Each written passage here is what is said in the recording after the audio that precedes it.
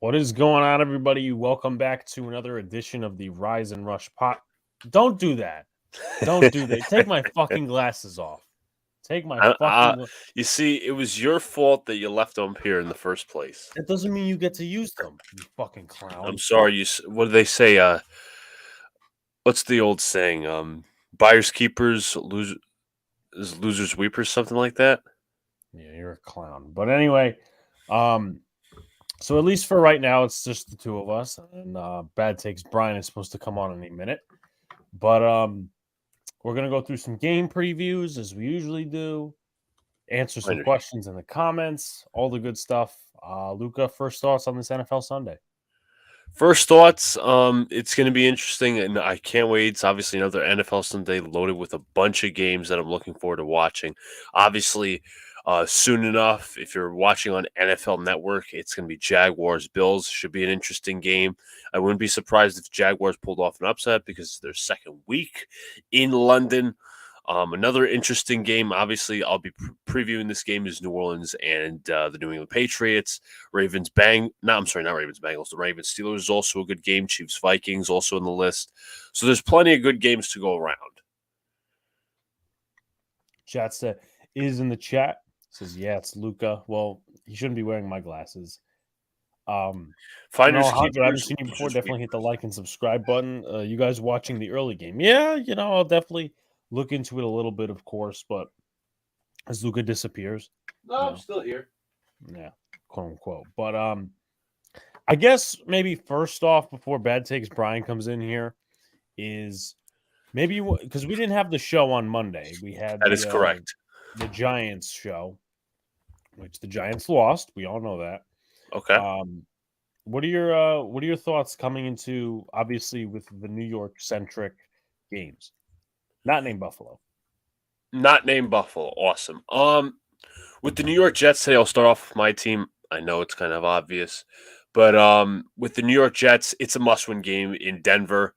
You are facing possibly quite possibly the worst defense in all of football. The DVOA metrics all support them being the worst in football. They could possibly be one of the worst defenses in history. DVOA is low. The EPA stats do not give them positive notions. I don't know what the exact problem is with their defense, but it's just been horrible. Vance Joseph has done a terrible job, and I'm sure people in Denver are lining up with pitchforks outside Miles High Stadium right now. But this is a perfect opportunity for a guy like Zach Wilson to give the Jets fans some more confidence today. Garrett Wilson possibly could have a big day. Breece Hall as well. If Zach Wilson can throw the football and the Jets can go aggressive in their playbook like they did last week against Kansas City, I expect a victory. And it's also up to the defense to get off on third down, don't let the Broncos sustain drives. Get off the field on third down, keep Russell Wilson in the pocket, get to the passer. Because actually the offense hasn't been the problem for Denver, but listen, this is a must-win game. You go into the Eagles game 2 and 3. You're probably going to go into the bye 2 and 4. You want to set yourself up for best position as possible. I don't think a win next week is possible unless the Jets show some type of performance where they blow out the Broncos and maybe they could be competitive against the Eagles. But as of right now, we focus on this game and game 1 Game 5 is a must-win for the Jets, but for the Giants, I don't know what you expect as a fan necessarily. The Dolphins' offense is like supernatural, completely supernatural. It's otherworldly. It's the best offense in the NFL, even despite getting blown out by the Bills technically by 20 points. But I'd say that was more of the defense, which has remained suspect. But I don't know how you attack this if you're the Giants. They've not really much opened up the play. I'm not going to say they've Alex, I don't know if you agree with me or disagree with me. I don't feel like they've opened up with the playbook enough. Like, there's not a lot of downfield. They haven't. That's the problem. I think they've been figured out. I'll tell you this. Justin Pennick and Bobby Skinner, I was listening to their podcast, a little clip.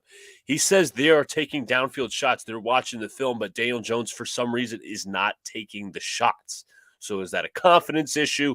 Is that an O-line issue? We don't know. We know that John Michael Schmitz, Andrew Thomas, and Shane Lemieux are going to be out, so that's a huge problem. Maybe the Dolphins' defensive front is going to go heavy in on the Giants. Maybe you throw in some blitzes.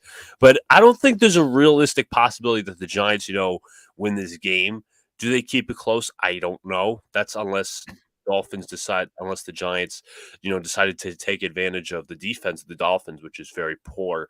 But hey, it says run the ball clock management. You can't run the ball in a stack box. They're going to load the box consistently.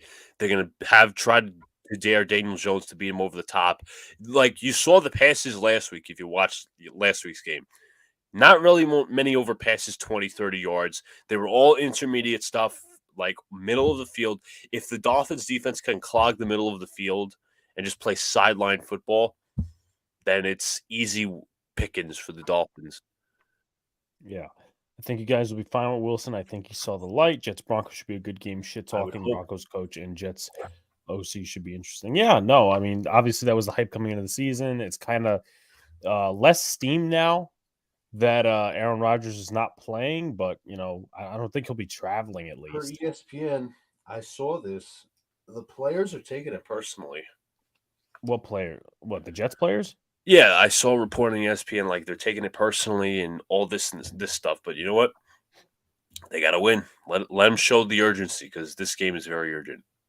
I'll bring in our guest in just a minute, but as for the Giants, well, number one, don't get killed. I mean, I know that's kind of the expectation here. We can't run the ball with the Brightwell and Breida. Give Gray a chance. I mean, I'm like half-sided on that because I know you can't run it with those two, and it just hasn't been productive. But at the same time, I mean, if Eric Gray can't catch a punt return, what makes you think he's going to be I know it's different, but what makes you think he's going to be good when running the football? Like that's what scares me a little bit. And to be honest, can I interrupt for a sec? He doesn't really exactly have top line speed. No. And the way Vic Fangio plays his defense is pretty much not giving up the big play. Now, of course, the defense for Miami hasn't been good this year, to many surprise, but at the same time, they've been dealing with a lot of injuries in the secondary and a lot of unexpected players have been playing. And their front hasn't been able to get to the passer as much as people would like. So this is going to be a game for them to at least try to toast the Giants O-line. Their linebackers are solid. Their corners, the Giants can take advantage of. But the problem is, are the Giants going to do maybe deep patterns? Or are they going to do intermediate patterns? Or are they going to play the quick game? But the problem is the quick game has pretty much been already figured out. And as for the Jets, I'd probably say this is a game Zach Wilson absolutely needs to get back in the game, dominate, if you want to call that. The Broncos, I think the Jets are a better team. They did show some fight against Kansas City last week, which we did stream. And I just think he can't go back to his old self. He needs to continue on the path of success, or at least looking like a solid quarterback. It says I can get to DJ with this whole line. Yeah, I mean, me, I could probably get to DJ with the O-line and all that stuff. But let's welcome in Bad Takes Brian. Brian, first thoughts on this NFL Sunday morning. Well, gentlemen, it is always a great Sunday when we have football. Let's say that. It's always a great day. As for how we're feeling overall, I hate that we're doing London games this early. I will say that because that's the most annoying thing is being up at 9:30 in the morning for these games. That's why I got coffee. And I will say I'm excited to break down the couple games we got because I don't know. Do they know what games we're breaking down today? Do we know? Do they know? It is on the graphics, so okay. So they know we're doing. If they don't know, we'll be informing them, of course. Okay. Do you want me to inform them right now? Because I was able to read the hashtags, so I'm able to know which games. Okay. All right. So do you know the games or not? I could easily roll them out. I think I got them. Okay. All right. All right. So the games I think we're breaking down today are the New Orleans Saints and the New England Patriots game. And we're doing the Rams and Philly. That's correct. And is there any chance I might be able to break down a game myself? Because I think I have a game I want to explore a little bit. One game, a little bit of a vacancy with John not being here, so I think there's a game you got to break down. I'm going to give you one specifically that's going to be a little bit of a challenge to bet, but I think it's going to be tipped in the scales in favor of one team, and that's going to be Houston-Atlanta today. Because I think you got Ritter trying to prove himself, but you also got a Houston Texans team that's firing on all cylinders with rookie QB Stroud, who looks like the best Ohio State QB they've ever seen. So he hasn't not thrown an interception. I was about to say he has not thrown an interception yet, but and he still doesn't have his fully healthy offensive line. He's been with a lot of backups. He's playing well. Giants could have used him. Exactly. But again, shouts to the chat. If you haven't already, like, comment, subscribe to all the good stuff. Share out. Armand, what's up? Also, what's up to Greg in the chat, and keep your comments coming and stuff like that as we go through this Sunday morning breakdown. But we'll definitely get to the Texans Falcons game. I'll see who I'm picking in that one. Also, we did our picks on, what was it, Thursday. I do want to hear your picks, Brian, when we get to that. Okay. And then, of course, some fantasy, some betting. I know Luca's going to cook some of that up, and if you have anything to add, obviously that's very welcome. So yeah, I'm going to get a graphic up, but Luca, if you want to take us to New England hosting the New Orleans Saints. Sure, 1 second. I'm just going to slash in this over under. So this week I picked a divisional game. New Orleans, New England, obviously key for the New England Patriots because their season is slowly spiraling out of control with a blowout loss to the New Orleans Saints. I'm sorry, not the Saints, the Dallas Cowboys last week. Mac Jones threw 2 interceptions. He looked terrible. That team obviously also lost Christian Gonzalez. They also lost Matt Judon, but they did get to trade for J.C. Jackson, an old friend of theirs.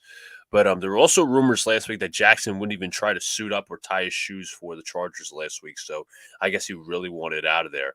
But Jackson's going to be back at home, same scheme as he was in New England. He was a much more dominant corner. Things have not worked out in L.A., so a chance to revive himself and revive his career.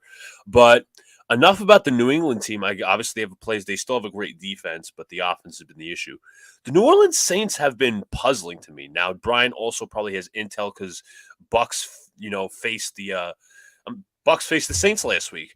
But I was looking through some of their numbers, and they've really struggled on the offensive side of the ball. Now, the defense has been great. The defense, just going to pull up the statistics here. Just want to double check. The defense, they are 11th in total defense, 12th in passing defense, 12th in rushing, and scoring defense, they're 9th. The Saints offense, they're 23rd in total, 20th in passing, 25th in rushing, and tied for 25th with points on offense. That is tied with the Raiders, the Jets, and the Steelers, not 3 very prominent offenses. So I was trying to look through all the problems, right? I actually listened to the postgame show from Locked On Saints, and a lot of the finger blame and the pointing has gone to Pete Carmichael, the offensive coordinator, which I find interesting. The question, it's been questionable, the play calling. There's been second and long runs.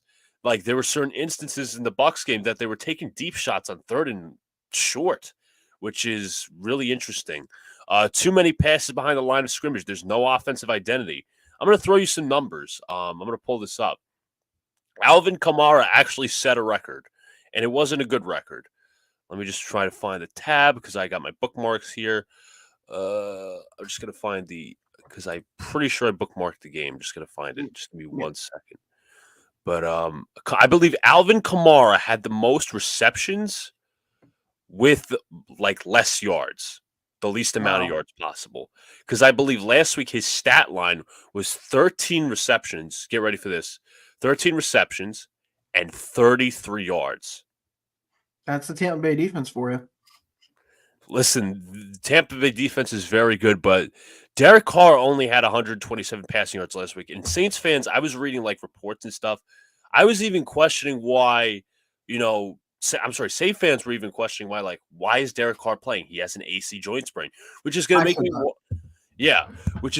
wonder, is him being even more limited doesn't help against the great Patriots defense. There's no identity. This is going to be the second week Alvin Kamara is back.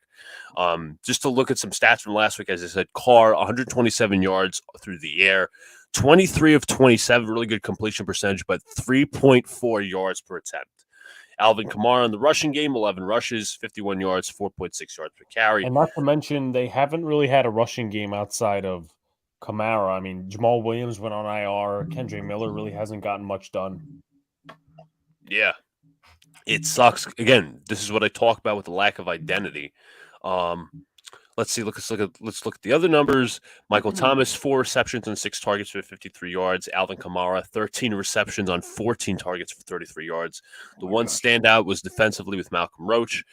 Some of their injuries, offensive tackle James Hurst, who's actually playing left guard in replacement for, I believe it is Andres Pete, who's still injured. He's questionable. Paulson Adebo is also questionable for New England last week against the Dallas Cowboys. Mac Jones, 12 of 21, 150 yards, 2 interceptions. Ramondre Stevenson, 14 rushes and 38 yards. That is 2.1 yards per carry, as the Dallas defense just ate up the New England running game. Hunter Henry had 4 receptions and 5 targets and 51 yards. Kyle Duggar, 15 tackles, 1 tackle for loss, 1 quarterback hit. Some key injuries. Trent Brown is questionable, added to the injury report Friday. Jonathan Jones is questionable as he is taking over for Christian Gonzalez. Same thing with J.C. Jackson, but he's not questionable. Riley Reif is returning from IR, so that should be a plus side, as Calvin Anderson has struggled mightily that I read. And Ramondre Stevenson is questionable, so that would only leave you with Zeke. And that's not obviously good for the run game. I'm just going to look at some other stuff. Here's another stat. Just give me 1 second here. Just want to mute this.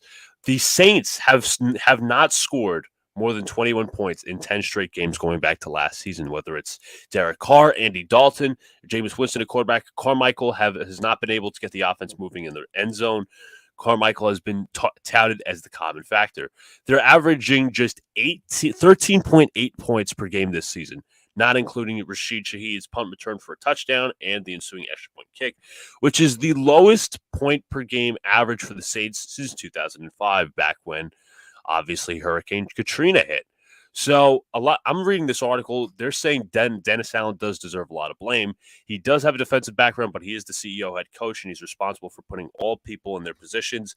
He could not replace Pete Carmichael in the offseason. He's got the quarterback he wanted in Derek Carr. Most of the skill position talents just rattled off have been acquired during the tenure. This is his vision of the team. It's a squad that can even average 14 points per game. And you look at the weapons, Juwan Johnson, the rise of Jimmy Graham, who hadn't played in 2 years, Chris Olave, Michael Thomas. If I haven't mentioned Alvin Kamara already, I'm going to mention him again. Foster Moreau is also a decent tight end 2 or 3. But it's just a tough thing to see the Saints struggle this bad with a team that, was touted as, leading the division, or at least supposed to win the division coming into this season, because we didn't know what the Bucs were going to be. Or let's be honest, the Falcons were going to be much of anything. The Panthers had their own rookie quarterback, so the Saints were the favorites in the division coming in. So it's just tough to see them struggling. Right. So I want to get to Iz's question for you guys. Do you think that Bill Belichick is overrated? He hasn't won anything since Tom Brady left. I won't say overrated. I will say past his prime. That's what I'll say. I'll be very nice about it, because I will not take away from Belichick, because his decades-long career cannot be excused. He really has been a phenomenal coach.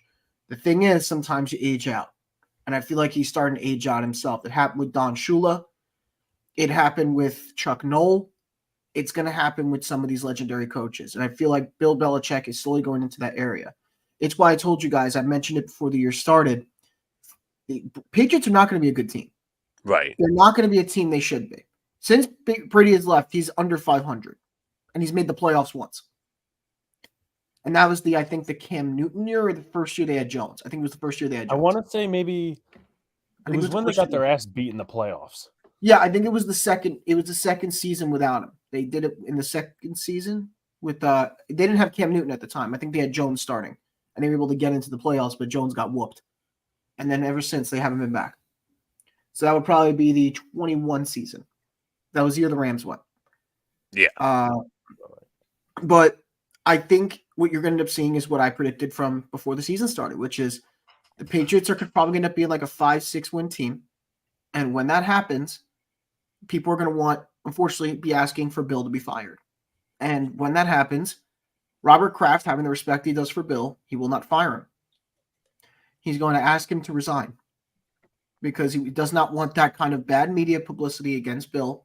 He doesn't want him to be seen a bad light on his way out. He's about to break his record and hit his win total. Remember, he's still looking for that record-setting win. And I think he'll get it today, personally. I think he'll get it. But what I'm nervous for is I think they're just going to end up making him resign. And that'll do it. And he'll be free to do whatever he wants. He could retire, call it a career, go somewhere else, whatever he wants to do. Yeah, I also don't think I don't think he's a great talent evaluator, if you want to be fair, because he's obviously touted as a great coach, but his drafting is not much to talk about, honestly. Especially the last couple of years, like misses on N'Keal Harry. There's a couple of others that are more notable, but the fact that he's saying personnel doesn't help. They just traded away Jonnu Smith this offseason, who was supposed to be a big part of this tandem with Hunter Henry, but Hunter Henry's the only constant. Jonnu Smith is now in Atlanta, I believe. So, it's as Brian. I believe Brian's absolutely right. I think as a coach that passed his prime, but folks are looking for in New Orleans. Just want to hop back on New Orleans real quick. They possibly want Ronald Curry, the passing game coordinator, to be the next play caller. And players have welcomed that as well. I shouldn't say welcome that, but he's been highly touted among the players. Here's some play calling changes that have happened over the years. In 2002, New York Giants head coach Jim Fossil took offensive coordinator Sean Payton's role in calling plays. In 2015, the Detroit Lions moved on from offensive coordinator Joe Lombardi and replaced him with Jim Bob Cooter. 2016 was the year of the in-season play caller changes, including the Buffalo Bills, shifting from Greg Roman to Anthony Lynn. The Baltimore Ravens fired Mark Trestman, hired Marty Mornhinweg. The Jacksonville Jaguars moved on from Greg Olson and appointed Nathaniel Hackett as their offensive play caller. And the Minnesota Vikings lost Norv Turner, who resigned after a 5-2 start, after which Pat Shurmur took the reins. Shurmur went on to have a great season with Case Keenum the year after. Most recently, in 2021, former Saints tight ends coach Dan Campbell ended up replacing Anthony Lynn as a play caller for the Saints. I'm sorry, not the Saints, the Lions, and now Ben Johnson. So those are just some interesting notes. I'm trying to also get like a read of what is the center of the problem with Pete Carmichael's play calling. I know I mentioned some He's been there since 2009.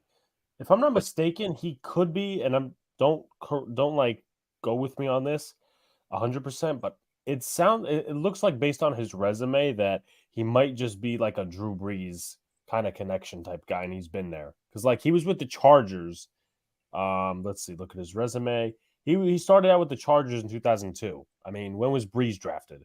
Somewhere around that time, right? 2001. 2001. That was with the Chargers. Okay, so then he obviously moves to. I mean, he wasn't really the quarterback's coach or anything, but then moves to New Orleans in 2006. And then has been in their offensive coordinator since 2009. So, got a question from Super CNB Challengers. This is a fantasy question. Ooh, okay. With Gibbs doubtful, do I start Tajay Spears, Samaje Perine, or Matt Breida? Good question. I'm going to say no on Matt. I'm a Giants fan. I'm going to say no on Matt Breida. I feel like they're going to at least try to balance the running game, but I don't think it's going to work. He's running into Luca mentioned it's possibly a stacked box, and then also the offensive line. There's 2 week one starters on the offensive line. That's Bredesen, who's the center, and Neal, the right tackle. But even then, it's just I don't think that they're not a good run defense, but they're not that vulnerable against the run. So, Samaje Perine, that'd be my pick against the Jets, right? Yeah, I'm going to be completely honest. The Jets do not have a great run defense. It sucks, but I'm just going to be completely transparent, as we like to say. Yeah, the Jets do not have a great run defense. And Javonte Williams is out. That's correct. Yes, so Perine is the starter. That's the guy. Go with him. Tajay Spears. Yeah. Now the question is, do they center the do the Broncos make their offense about the passing attack or the run game today? Is the question.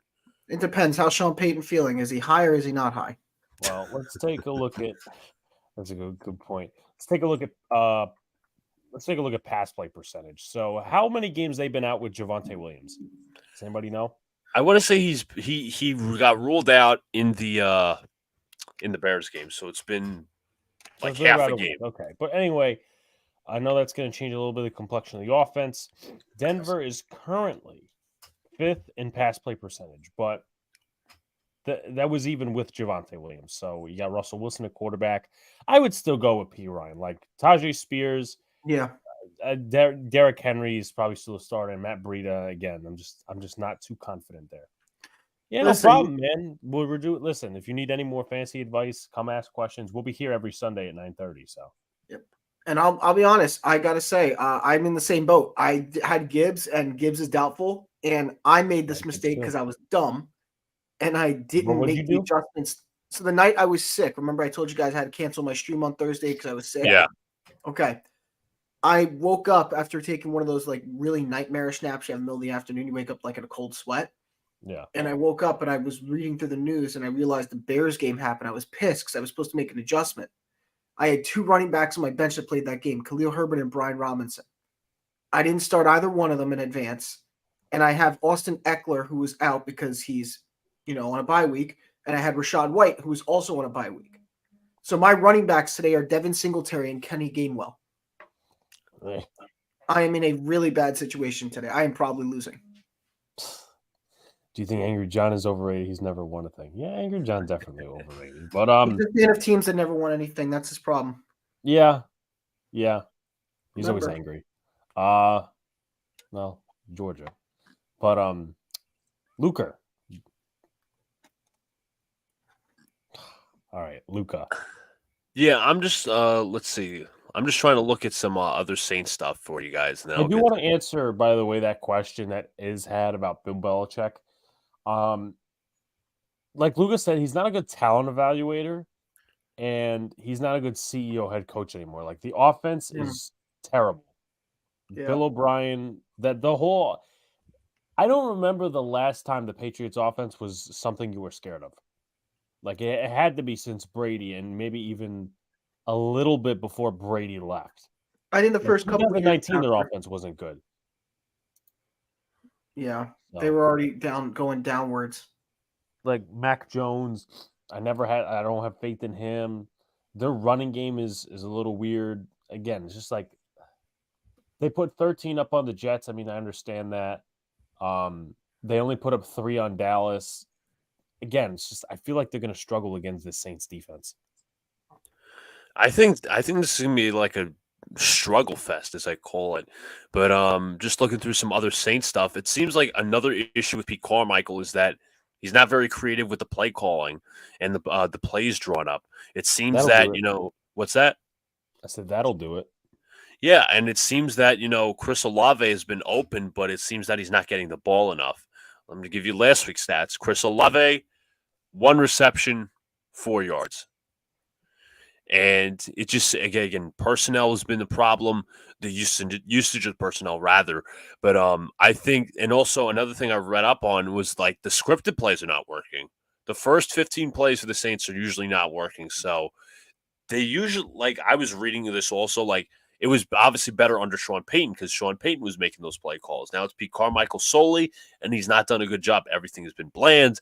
Usage personnel has been bad. So it's only going to continue. Unless somehow Pete Carmichael turns it around. Just going to look through some Patriot stuff real quick. Obviously, they had a really bad performance last week. Third-year quarterback Mac Jones had 3 turnovers against the Cowboys, and 2 of those netting Dallas, the defense, some touchdowns. Leighton Vander Esch had a strip sack return for a touchdown. Deron Bland had an interception, took it the other way. So I'm very interested to see how Mac Jones plays this week against a really tough Saints defense. Let me just look at some other stuff here. The Patriots offense, they rank 19th. They're middle of the pack. They're 13th in passing offense, 23rd in rushing offense, and 30th in scoring. Defense, I'm going to mention real quick, 10th in total, 10th in passing, 11th in rushing, 21st in points defense. But how is this New England Patriots going to respond? Because the New England Patriots offense, in my opinion, is pretty bland.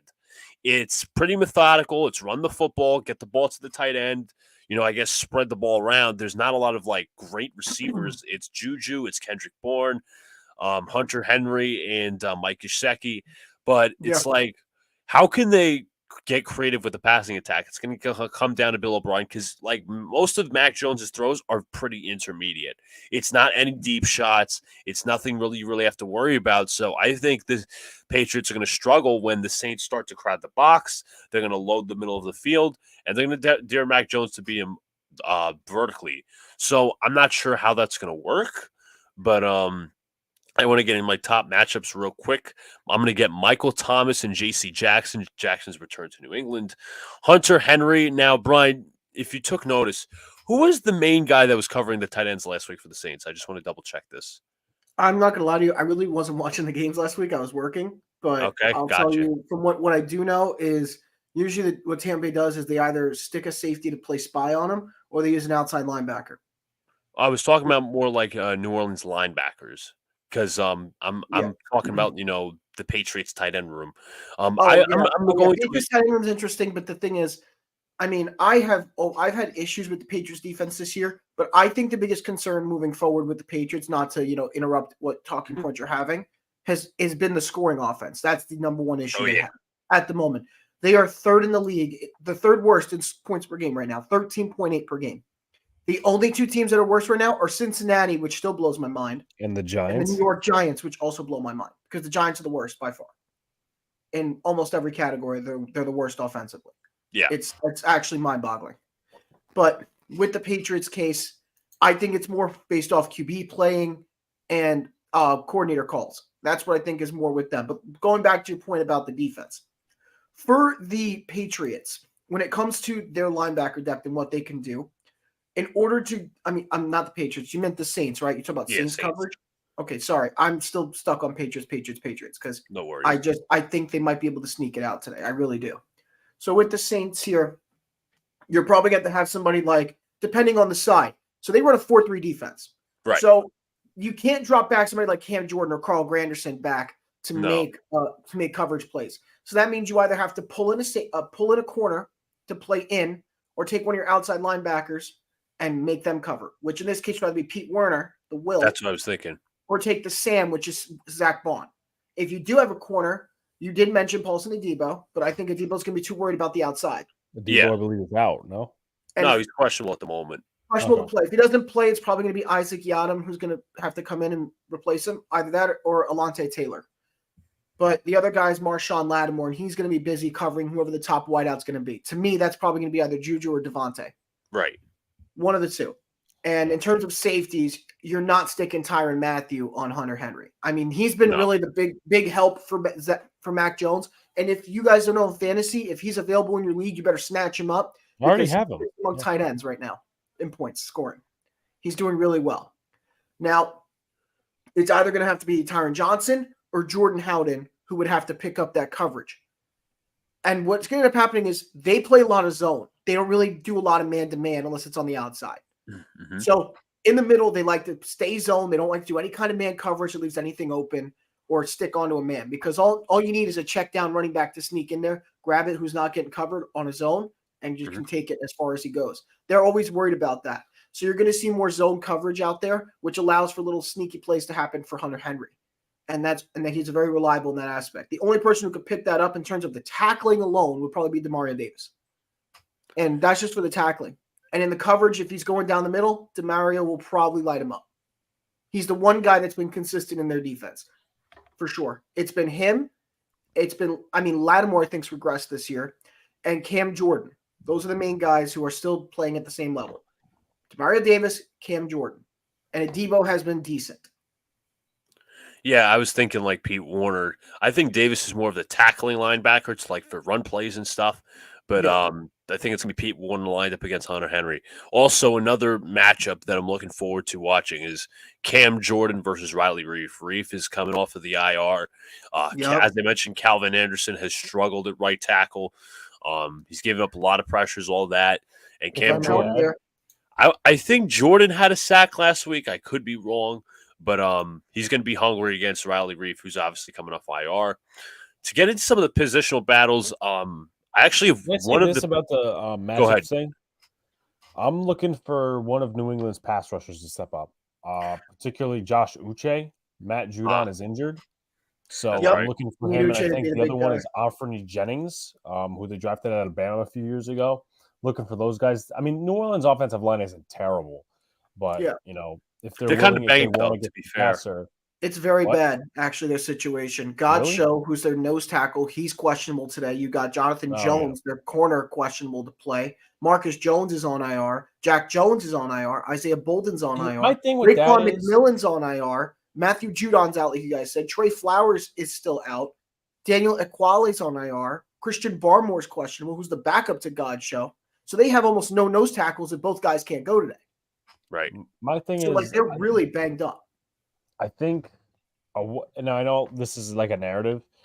I'm pretty sure they're all those questionable guys are gonna play because I think that's what Belichick likes to do. He likes to kind of play gamesmanship. But even if they don't play, it's just a bigger worry for the New England Patriots. But again, look for Josh Uche and Anfernee Jennings to show up in this game. And yeah, that's pretty much that. Luca, if you want to head back. I was going to go right into the matchups. Quarterback, Mac Jones versus Derek Carr. I'm taking Derek Carr, even though he's probably going to be limited by the AC joint sprain. Running backs, you have Alvin Kamara and Kendrick Miller versus Ezekiel Elliott and Ramondre Stevenson. I don't know. I'm not that impressed with the Patriots running back room. Brian, you were saying? Saints. Yeah, I was Saints going to over. say Saints. 110%. Wide receivers, I think I'm taking the Saints. They have the most potential. You have Michael Thomas. You also have Chris Olave when used properly, as that one's dropped by Evan Ingram. Mhm. But you also have the Patriots. They never really have any impressive. As I said, their offense is not that impressive to watch, but their weapons aren't impressive. Like Juju, you got Kendrick They Bourne. never have a legitimate number one threat. Exactly. But Juju Exactly. has been solid though. I can't understate that. Juju has been reliable when he's gotten the ball, and the same thing can be said for Devontae Parker, who's actually got the most action since he left Miami. True. Right. But it's not like they spread the ball around. It's not like there's again, as Alex said, there's not It like goes this through the one tight top ends. guy. I mean, that's again, excuse me, very old style offense. Armin, yeah, he like banged up his knee really, really badly. And the it could- Jaguars are just giving it to the Bills at the moment. That's right. Thank you 8-0, for the and they're updates. already in the deep into Bills territory. Who's winning again? You said the Jaguars. Jaguars. 8-0, and they're already driving into Bills territory through it right into the red zone. F for me, but I think the Bills were like -6 going into this game, and I don't know why. I didn't get why. You're in Jaguars home stadium. Come on now. I picked honestly. I don't mean to take away from the segment, but I picked the Bills out of spite. Oh, Spite. so you did it. Oh, you did it to mess with Luca? No, I picked them out of spite for the reasoning that basically Jaguars got 2 home games in the same stadium in a row. Yeah, but wouldn't that be an advantage to Jacksonville? Right, Yeah, but they're he's doing fighting them that way. internationally and making people get up in the morning. Ah, okay. But to continue on with the matchups, tight end room, you got Juwan Johnson, Foster Moreau, Jimmy Graham for the Saints, and for the Patriots, it's Hunter Henry and Mike Gesicki. I actually said push on this one. I said they're both even, honestly, in my opinion. I think they're both good enough. The offensive line, I'm actually going to say with who's healthy right now, I'm going to say New England. Trent Brown probably is going to lean to play. Trevor Penning's been bad for the Saints. That pick has not worked out. As I said, Andres Pete is also hurt. I think it's Eric McCoy versus David Andrews. I would take Andrews in my opinion. Right guard, Michael Owenu. He's been very good at right guard. I forget the Saints right guard. I'm just going to double check the depth chart here. But right tackle, it is Riley Reif versus. I'm just going to pull up the depth chart. Double checking here. Right tackle is Ryan Ramczyk, but I would take Ramczyk. But Ruiz has, per PFF, has not had a good season, and Wenu has had a better season. Not that PFF is the end all be all, but I was just looking at evaluations and stuff. So I would take a healthy New England offensive line, which is mostly healthy, against the Saints' very injured offensive line. Defensive line, obviously, Brian just mentioned how the Patriots' defensive line is a mess with injuries and all, so I'm taking the Saints. I'm also taking the Saints with inside linebackers, Demario Davis. He's just one of the best linebackers in the league, and I'm so upset still that they just let him go a couple of years ago, but that's not the point. I also like the Saints linebackers outside of Zamari Davis, Pete Werner, and Zach Bourne as well. In the secondary, I'm going to take the Patriots slightly. Kyle Duggar is a tackling machine. They got J.C. Jackson back. Hopefully he returns to form for them. They also have Jabril Peppers, who's also solid in a role. Jonathan Jones is a solid cover corner. The Saints also have some solid cover corners. I mean, Marshawn Lattimore, as Brian just mentioned, has regressed. They also have Paulson Adebo, Alante Taylor, Tyron Matthew, who's also a very good safety. But taking New England slightly. But for the Saints special teams with Rashid Shaheed, I'm taking the Saints special teams. Yeah, that's fair. That's fair. Are we ready to dive into predictions for the game now, Brian? I'm assuming you're just going to come up with these on the fly, which is completely fine. What we do, Yeah. Brian, is I'm gonna okay. lead passer, and this is not for both teams, this is just for one. Lead passer, lead rusher, lead receiver, lead tackler, lead sacker, and then final score. Okay. So I guess we'll just go in that order. So just make sure to guide me through it because I'm fairly new to how you guys do this. Yeah. Gotcha. I also do have DraftKings ready so I can give some advice for any of these if you guys do decide to bet on the games. Of course. Leading passer, I'm going to say Derek Carr throws for 251 yards. He's going to go for under 300 again. I think the offense will struggle to a point, but he'll throw for 2 touchdowns, maybe in the red zone. Okay. I'll go Derek Carr, 245 yards, touchdown and an INT. Okay. I still think that AC joint is bothering him. And because it's bothering him, they're still going to limit him in what he can do. So they're going to probably give him like the Mac Jones treatment and treat him like he doesn't know the offense. So I'm assuming Carr's probably going to be around the 200 spot. I don't think he hits 250. So I'm thinking probably around 210, 215. He may get one throwing touchdown, probably an interception because if he tries to overwork it or doesn't make a proper read and the O-line gets hit in a random spot and he just gets under pressure and isn't prepared for it, stupid interception happens, boom, that's it. So I'm thinking 1 touchdown, 1 interception, 215. But in terms of Mac Jones, because I know we're going to talk about Mac too, I'll say for Mac, do I think he gets benched again this week? No. Mm-hmm. I think he's got a chip on his shoulder to prove. Every time Bill does this, it's to get him to play better. And I think that will happen this week. This is going to be bold of me to say. I think Mac Jones will be the leading passer in the game. Okay. He'll have 260 in the air. He'll have 2 touchdowns, no interceptions. Okay. It's not a bad set line for him. Another Armand update. Per Jamie Erdahl, Milano is a cast from leg to shin, so that's very indicative of a major injury. So, my God, in that case, they would need Terrell Bernard, who's played really well this season, to step up in his role. But Luca, if you want to continue, all right, let's continue. This is our lead rusher. I'm picking Alvin Kamara, 65 rushing yards and a touchdown. The Patriots have one of the top rushing defenses in the NFL, and I think that'll only continue. I'm not so confident in this rushing game from the New Orleans Saints. I'm actually going to lean the Patriots here, and I'll say Ramondre Stevenson gets 85 yards and a TD. Now, let's make it very clear that both of these teams are not great running offenses. Right. They really aren't. But again, they do have Kamara back, so that's really helping their backfield. And if there's a team to run all over to really get yourself going again and get back up the seam, it's going to be the Patriots' run defense that's all banged up. So I'm taking Kamara on this, and I'm going to say he will be the leading rusher. I'll say he's at I'll say somewhere between 75 and 80 yards. And if you are betting on this, I would say go on, if you can do total yardage or like all-purpose yards alternates, go for 100 plus on Kamara. 100 plus. Good shout. Leading receiver. Today, I have Chris Olave. I think he's going to get featured more in the offense. 74 yards and a touchdown. Yeah, I got Chris Olave, 89 yards, TD. I'm kind of lost on this one, actually. When I'm thinking about it, I'm thinking about teams that really throw the ball well. And the Saints have been decent in that aspect, but the Patriots have been much better as a passing unit than the Saints have, actually, this year. It's shocking. Yeah. Yards per game, they're way better. And in that aspect, I'm going to actually give the edge to the Patriots. Let me see if I can come up with a name real quick. Somebody I think will get some good attention. Not Kendrick Bourne.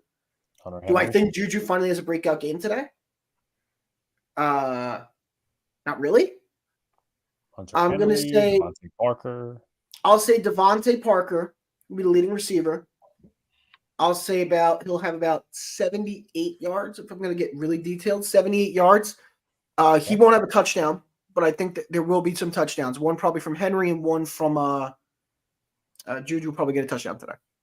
Okay. Moving on, after the leading receiver, we have the leading tackler. I'm actually going to say Juwan Bentley, 8 tackles. I got Demario Davis at 9 tackles. That's a good one. I'll say I'm trying to think of names right now of leading tacklers and stuff. Like that's the hard part, is remembering that. So who's been the leading tackler so far for both teams this year? Let's see if I can find out that info as quick as I can. Because again, I was prepared for this. I know Kyle Duggar had like 15 tackles last week. Currently, the leading tackler for the New Orleans is Pete Werner. That's fair. Werner's the leading tackler, which makes total sense. And in terms for New England, I think probably their top guy is injured. That would be my guess. Yep. No, Kyle Duggar is actually their leading tackler. Yeah. So if we're going off that aspect, I'm not going to say – I don't think I'm going to go with Duggar today. I think I'll probably go with the other safety that they have playing. Jabril Peppers? I think Jabril Peppers probably gets some more tackles today. Mm. So I'll go with Jabril Peppers, probably around the same number you guys said, about 7 or 8 tackles. It'll be evenly spread out because it's going to be random guys getting it short, maybe a couple deep routes. Tackle will be made by the corners or safeties, and that'll be how they build it up. So that's what I'm thinking. And they'll probably use Jabril Peppers in blitz situations. They'll probably get to Carr a couple times. All right. So for leading sacker, I have Christian Barmore actually this week. I think he's going to get a little in on the action. I think he's going to attack that Saints interior that is a little banged up on the moment. I'm going to go 1.5 sacks. I think he should have sacked with somebody. Yeah, I got Cam Jordan at 1 sack. I believe I predicted the same thing last week when we did the Saints game. Really? Yeah, I believe so. But I want to take a timeout. Chris, what's up from Twitter? But I appreciate the $5 super chat. You don't have to do that, my man, but much appreciated. Do you think it's safe to start Cooper Kupp over Drake London for my fantasy team? He's not supposed to be limited this week, actually, to Cooper Kupp. And a lot of people, statistically, the Eagles' defense passing-wise is not good. And yeah, I also don't good this year. Yeah, I also don't like Drake London getting the ball, not because it's Drake London, it's because of Desmond Ridder. So I would 100% start Cooper Kupp. Yeah, having Desmond Ridder quarterback is like giving a Make-A-Wish kid his dream right now for them. Ridder, shouts to Raph in the chat. What's going on, Raph? I don't mean to get edgy this morning, but dude, I've been saying it. He should not be a starting quarterback in this league. I'm perfectly fine with him as a backup. Obviously, we haven't had good quarterback play in New York. Daniel Jones hasn't been great, and Zach Wilson hasn't been great. Is it fair to say that Desmond Ridder might be the worst QB that's starting right now? Yeah, probably. Because, at least it's a fair situation. He's got Bijan Robinson. He's got a solid O-line. He's got Drake London. Did you see the viral video of Kyle Pitts, by the way? No, I didn't. Yeah, he looks slow. Some of his cuts, he falls. That's around. Is he out of shape or something? Not practicing? What's going on with that? Yeah, I'm gonna pull it up, but Luca, if you want to move on to the next set of predictions. Final set of did Brian put in his sacks number? No, I didn't put in my sacks guy. I'm actually trying to figure out a guy I can name here. Okay. I've been trying to figure it out because I'm trying to find a name that could really get involved here with the sacks today. I mean, if he was playing, I would have said Judon, but I can't because he's definitely banged up pretty bad. Yeah. So I'm looking to see if there's anybody else I can name, preferably on New Orleans, because I think there will be a New Orleans guy who leads in sacks today. Because even though the protection got better, I still think there's going to be a guy who gets a sack and a half. Yeah. I think that guy will probably be called Granderson. Yeah. I think Granderson will get a sack.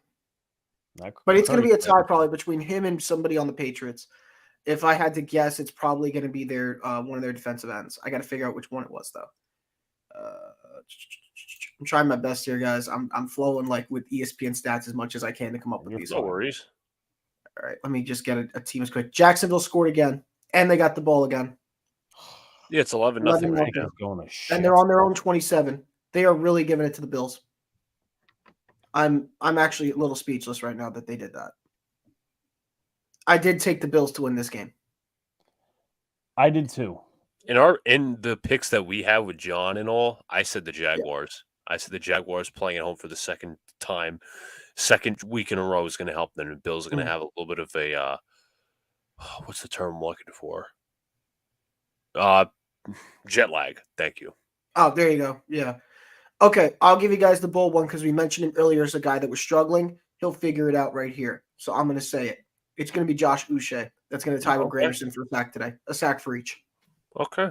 Here's the viral video of Kyle Pitts. Just watch his cuts and everything else. Oh my gosh. No, that looked more like his feet tripped up on somebody there. That one doesn't. I don't know the excuse for that one. But it looks like they're pushing him, but it looks like he's trying to sell it too as pass interference or holding.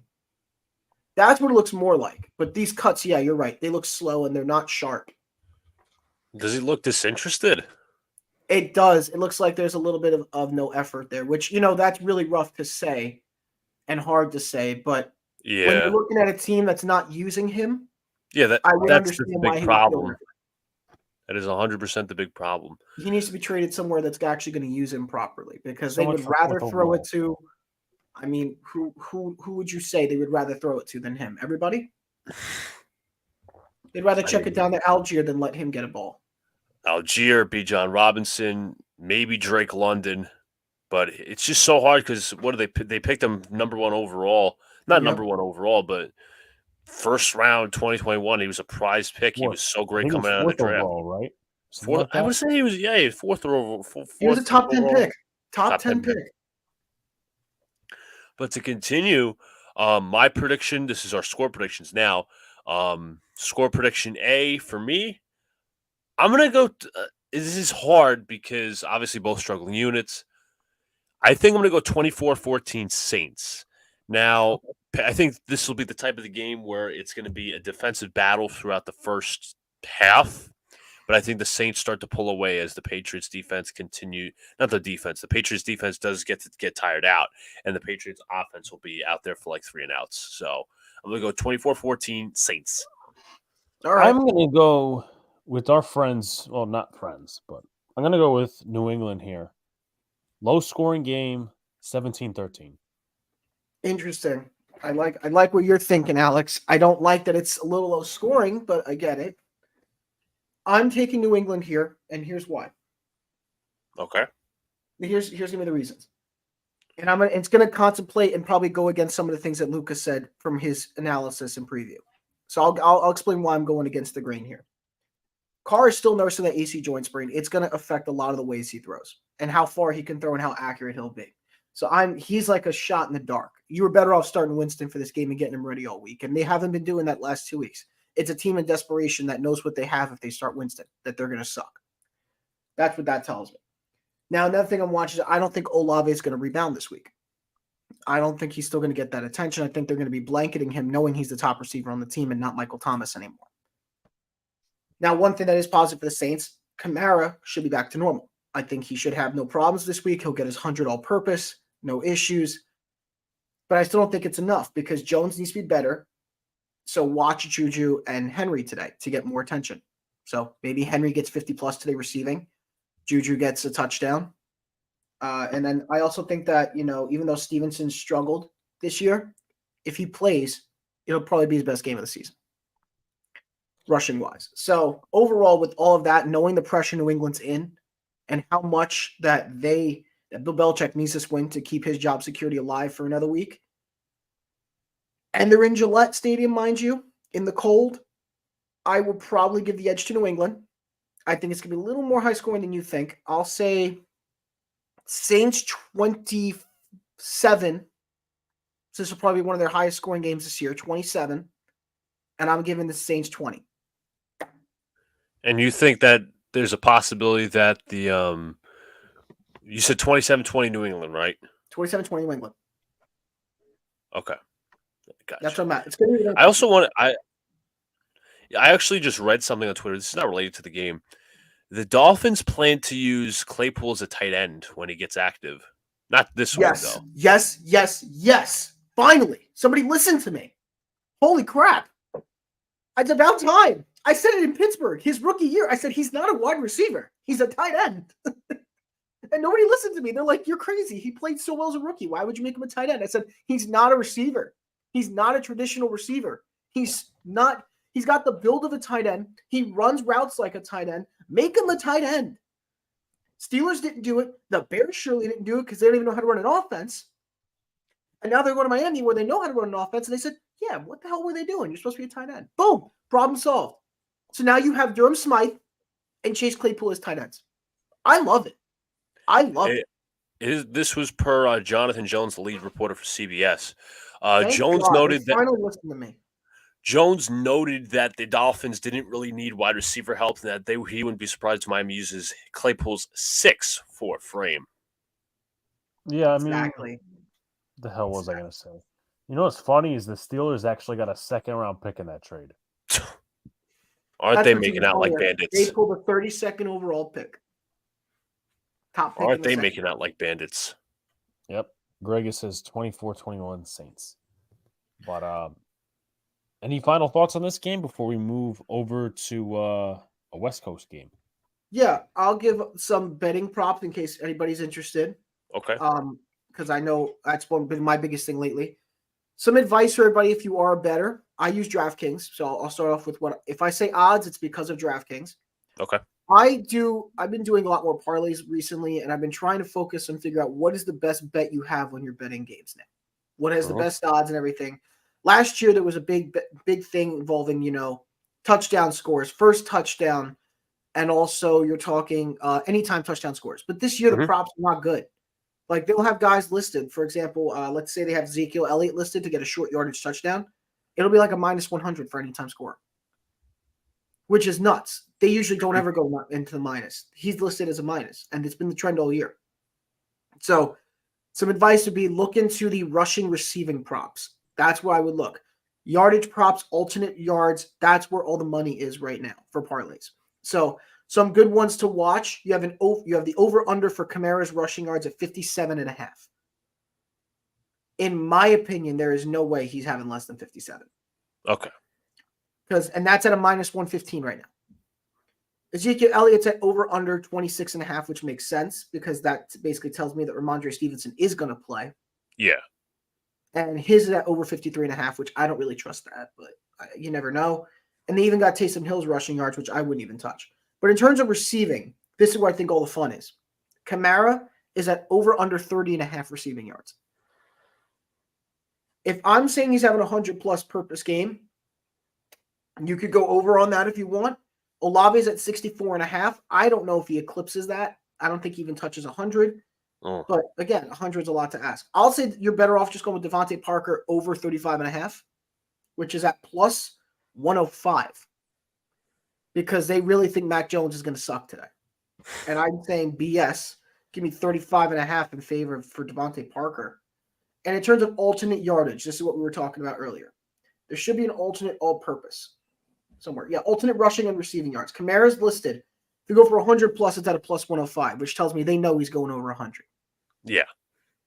And for Elliott, he's at 25 plus is like a minus 390. If he even hits 50 plus all-purpose, he's at 160, plus 160. And in terms of everything else, you could do rushing attempts and all of that, but I'm not really going to get that detailed because they could easily just pull a guy out of the game. And what else is it? In terms of sacks, we're talking about sacks, right? If you guys are really confident in our picks for who gets sacks, Carl Granderson over 0.25 is at a minus 110. So even if he gets half a sack, you win the bet. Yeah, he's had a good season apparently. And if you really want to bank on Uche getting a sack there, half a sack, it's plus 165. Right. Armin says with that pick, they selected Joey Porter Jr. He's playing right now. He's starting, right? I believe. I don't think he's actually starting. I don't believe he is. I'll take a look at the stats. I'm taking a look at it now. For Pittsburgh. Pittsburgh's depth Angry right John now in at the chat moment. No, he's not says, starting. He's third string Third. behind Chandon Sullivan. Pittsburgh is kind of tough with that because they didn't even start Broderick Jones to start the year. Yeah, and then he they was have benched Levi for Wallace and Peterson starting. Dan Moore was benched for injury, and then they started Broderick Jones. Yeah, John says, "What up, y'all? Sorry I could not join on this fine Sunday, but good luck to all the bets and the fantasy football players out there."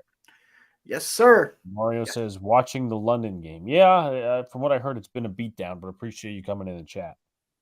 Remember, folks, the like button, subscribe to all the good stuff, share out too, do all the good stuff. Also, again, all the stuff for Mr. Brian is in the description, as it always is. You guys updated the Twitch link, right? I think so. If not, I'm gonna shove that in the.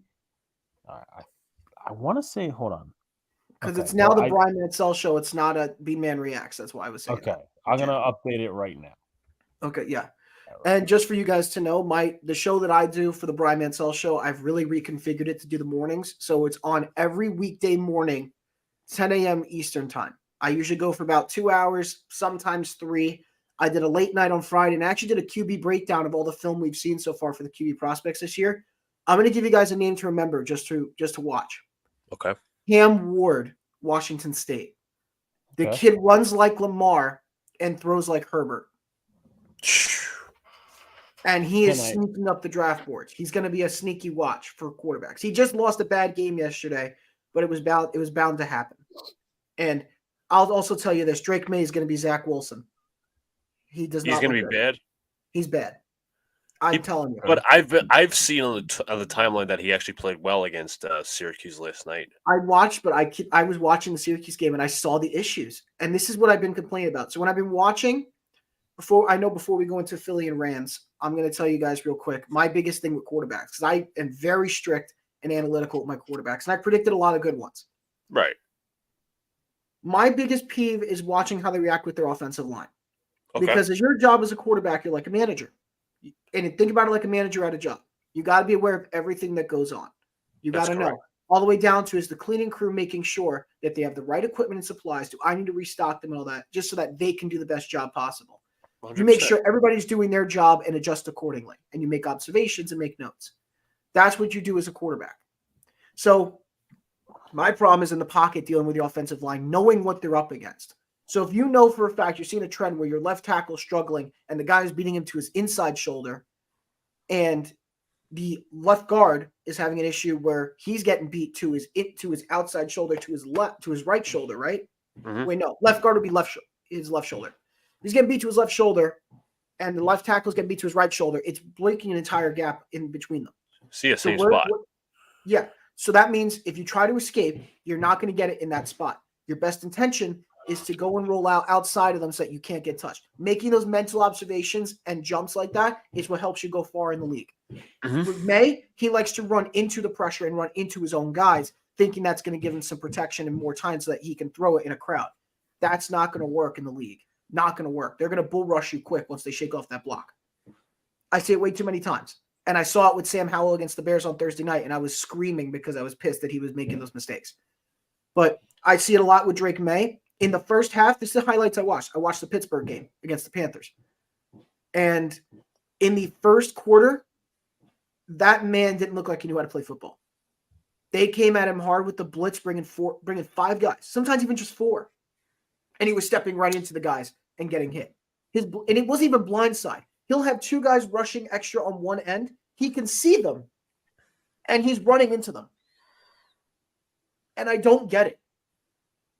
So he bothers me. He had a great second half, don't get me wrong. He got into a rhythm. But in the NFL, you can't have that happen. You can't have a bad first and second quarter, and then the second half go turn into, Joe Namath out there. You can't do it. It's not realistic. I mean, you got lucky at the Pitts Panthers, and you got lucky with Syracuse. But in the NFL, you're not going to get lucky against a team like the Texans. You're not going to get lucky against a team like the Steelers. This is how it works. And that's why I have an issue with Drake May. Yeah, 100%. Everything you pointed out there is like reminds me of Zach Wilson. Like outside of a few games, he's just had a few good halves, and you don't survive with that in the NFL. Never. Exactly. Now, before we get to this preview, I have one question because you said you've been watching film on some of these guys. Mm-hmm. What are your thoughts on Michael Penix Jr.? I love Penix. I can't lie to you. I watch him play, and he plays with so much confidence. It's actually impressive. He's not even really a major runner. He's not. He's got like sneaky mobility, and I'm okay with that. The guy's like got a little bit of quickness to him, a good step. The trend I'm seeing with all these quarterbacks that are being ranked high right now is they are all got some kind of mobile ability to them. They all do, for the most part.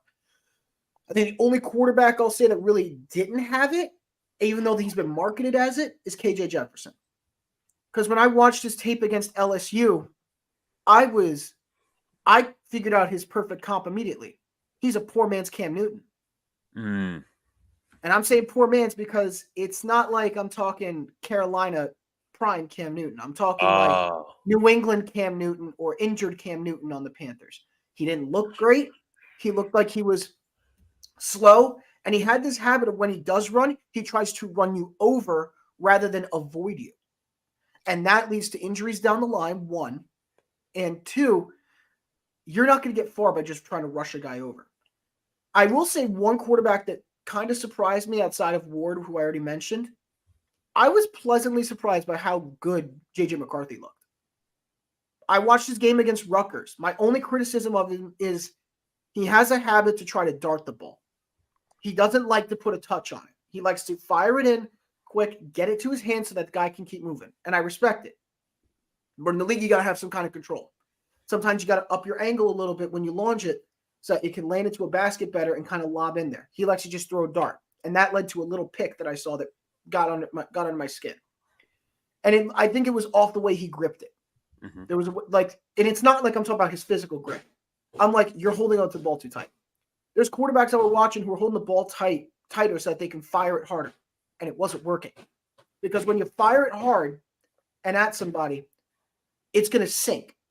Yeah. And it's going to get low. So once you get past, 15 yards, 20 yards, if you try doing that again, it's going to get low. And when it gets lower, that's when interceptions happen if somebody reads it. You have to get it high enough so that even if they make the read, they has to have some sort of arc. Exactly. And that's an issue I saw with a couple quarterbacks. I think one particular I saw an issue with was Jordan Travis, who I was very high on. And I watched the Clemson tape, and I was very disappointed. So, I mean, if I'm talking about the top four guys I see right now, Bo Nix is up there. I do really like Bo Nix. Of course, I'm going to say Caleb Williams. Caleb, I hate the Mahomes comparison, but he definitely looks good. 100% the top quarterback. Another name to watch, Jaden Daniels. I really like Jaden from LSU. LSU? Yep, phenomenal. I love his tape. That's definitely a kid to watch. I love him. And I think if I had to pick a fourth guy right now, I watched a lot of quarterbacks. I'm trying to remember all the names of the guys. I watched like 11. You didn't mention Penix at all. I did mention we talked Penix. about that. No, I know, but he's talked about his top four. He mentioned Jaden Daniels. He mentioned Bo Nix. He mentioned Caleb Williams. I'm surprised he didn't mention Penix just yet.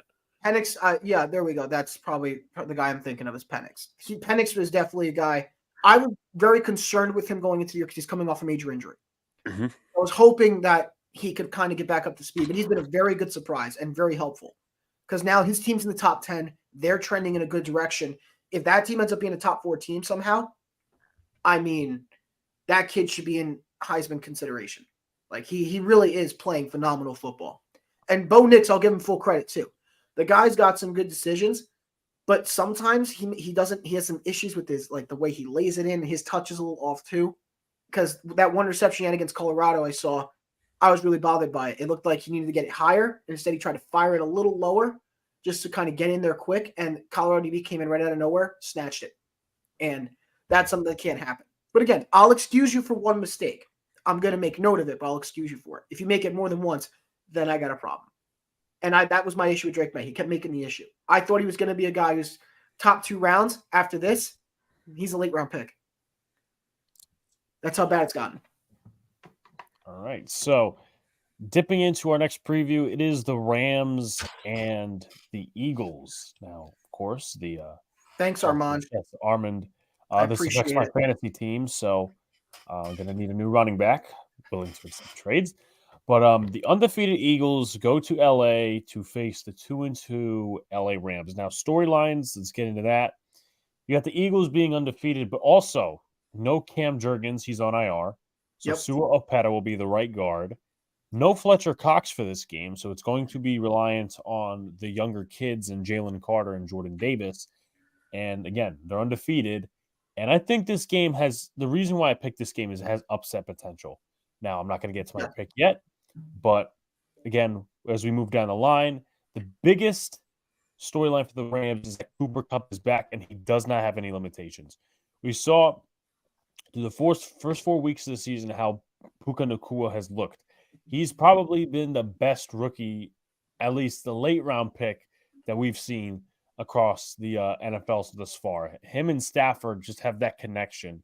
And, Atwell's doing solid. Same thing with Van Jefferson, trying to get him a little bit Tyler more Higbee involved. just got extended. Exactly. So they're doing better than most people would think. Now, if you're looking at last week's top performers, the Eagles obviously played that overtime game against the Washington Commanders. Jalen Hurts, 2 touchdowns, 319 yards, 25-37. DeAndre Swift, he's someone that I didn't expect to come out like he did. Now, of course, that was a great trade by Philly from Detroit.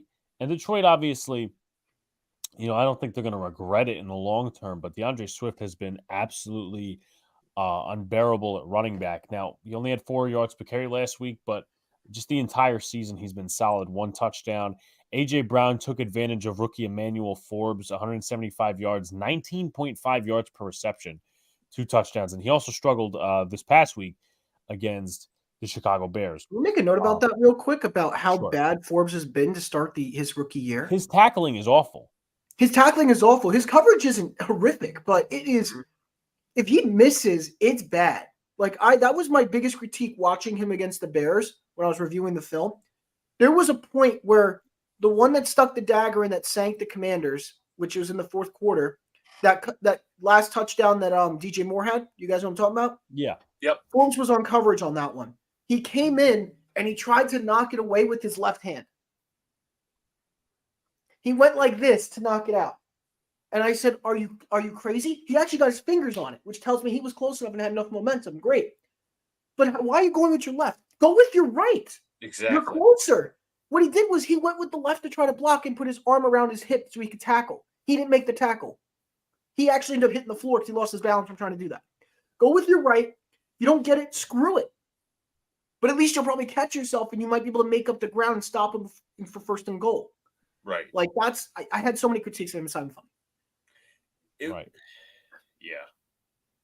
So, defensive performers for the Eagles. Nicholas Morrow had 3 sacks, 3 tackles for loss, and 3 quarterback hits. Hassan Reddick and Josh Sweat had a sack each, and Zach Cunningham had 13 tackles. Moved to the Rams game, in which they played in overtime as well against the Indianapolis Colts. 27-40, Stafford was a touchdown, a pick, and then 319 yards. Actually, I think 319 was the same. Anyway, Kyron Williams, he's another guy that has just, surprised people out of Notre Dame. And I really like the way he's running. He's the reason they moved on from Cam Akers. That was the final straw. 4.1 yards per carry last week, 2 touchdowns, 103 yards, and 25 carries. You look at Akella Witherspoon, he had 1 fumble recovery. He's actually played really solid. And you look at this secondary for the Rams, there's not a bunch of names that you'll know. Kobe Durant, Akella Witherspoon, et cetera. But statistically, they've played well, and I'll get into that. Yeah, Kobe's been very good. Yeah. As far as Puka Nacua goes, 9 receptions, 163 yards, and 1 tutty last week. Eagles stats, they're 13th in passing offense, 2nd in rushing offense, and points, they're 5th. Now you look at the defense, they're 2nd against the run, but 27th against the pass. That's what I was talking about. Their pass defense, not very good. And also they are missing Avonte Maddox, who's done for the season, and then 16th in points. Rams offense, their rushing offense, it's not, I would say statistically, wow, off the board. They're 17th, but passing offense, they're 2nd, right behind the Miami Dolphins, and then 13th in points. You look at their defense, passing defense, again, not a lot of recognizable names in that secondary, but they are 7th, 15th in rushing defense, and 15th in points. I'll actually do position battles before I do matchups. quarterback, I think to be honest with you, I think most of this is going to lean towards Philly for me. But there is some production where you kind of have to lean the Rams. I think Jalen Hurts, I think that quarterback room goes to Eagles. I think the running back room goes to the Eagles slightly. That was a big, tough one for me. Wide receiver room, I know Cooper Kupp's coming back, but I'm going to slightly lean Philly. The tight end room, it's between Goddard and it's between Tyler Higbee. I'm going to take Dallas Goddard. Eagles, they're starting to get banged up a little on the O-line, but I like them better. I like their D-line better.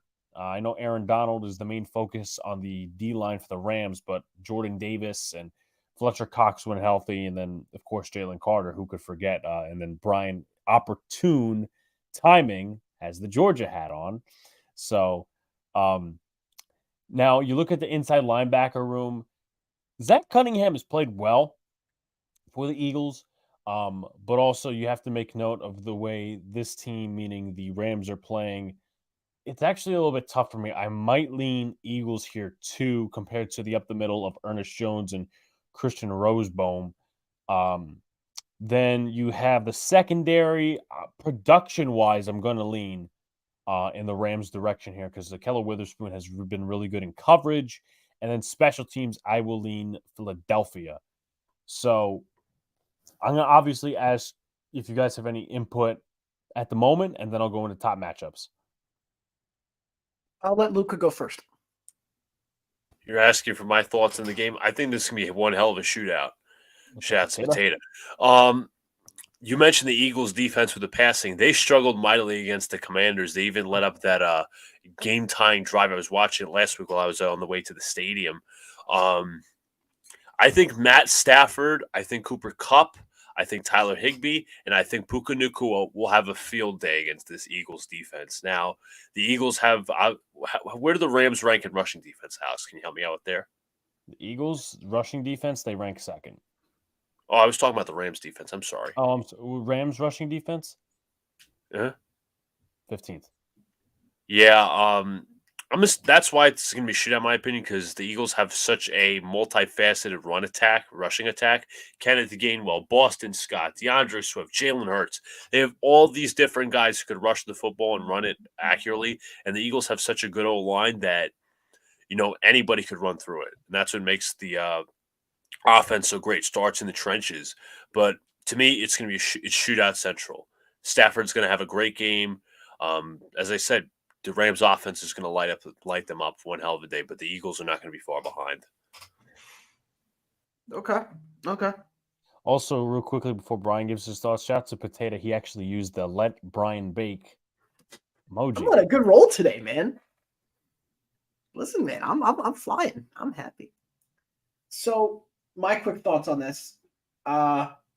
This last week needs to be mentioned about Philly. Really rough showing against the Commanders team that just got blown out by the Bears. Bad showing for them. They really should not have went to overtime. They're looking weaker and weaker every week. That's what's starting to scare me about Philly. And I feel like this is a prime opportunity for the Rams to capitalize in their own stadium. It would be beautiful to pull this off. So this is going to be a very offensive game. I'm warning you guys now. I know the Eagles have a phenomenal run defense, right? But I think something's different with these Rams. Now that you're getting in Cooper Kupp back, Puka Nacua and this passing offense are really going to step it up. There's going to be foot on the pedal, nothing but gas from Matthew Stafford pushing them forward. The Rams are healthy. And as you mentioned, Alex, the Eagles are not. And you mentioned a couple names. I know you mentioned Cam Jurgens being on IR, and you mentioned no Fletcher Cox. But there's other guys that aren't playing today that still need to be mentioned.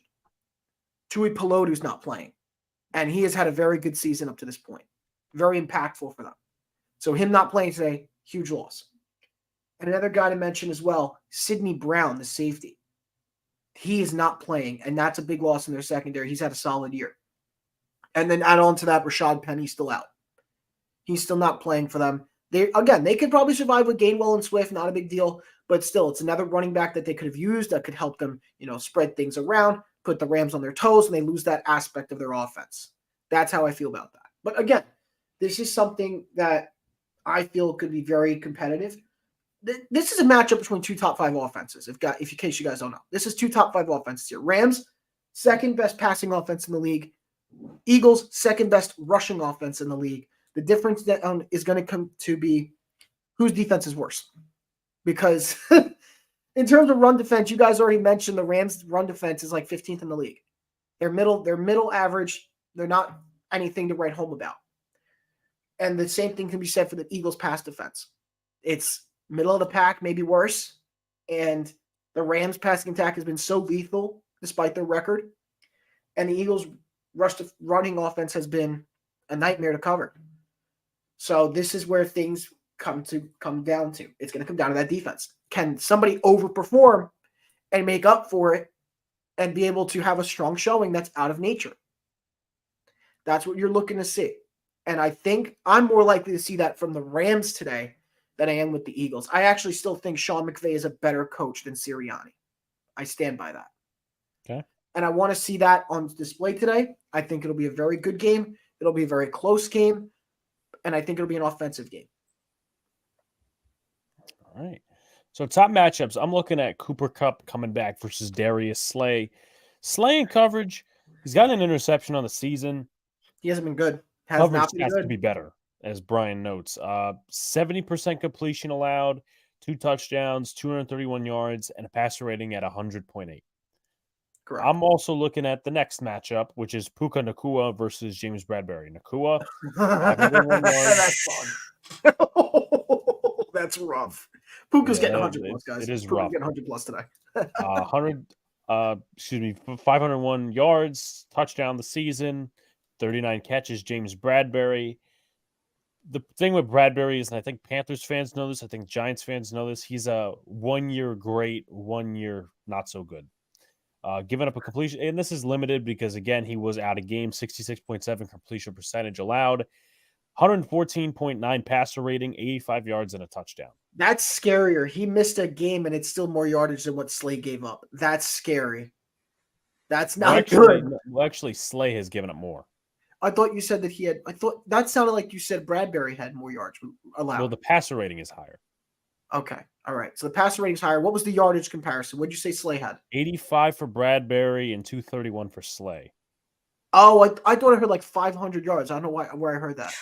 Well, that's what I was talking about, specifically Puka Nacua. But I thought you were talking about how many he allowed. Yeah, if he gave up 500 yards in 3 games, that's a problem. It's a big problem. Yeah, it sounds like some Darnay Holmes kind of numbers.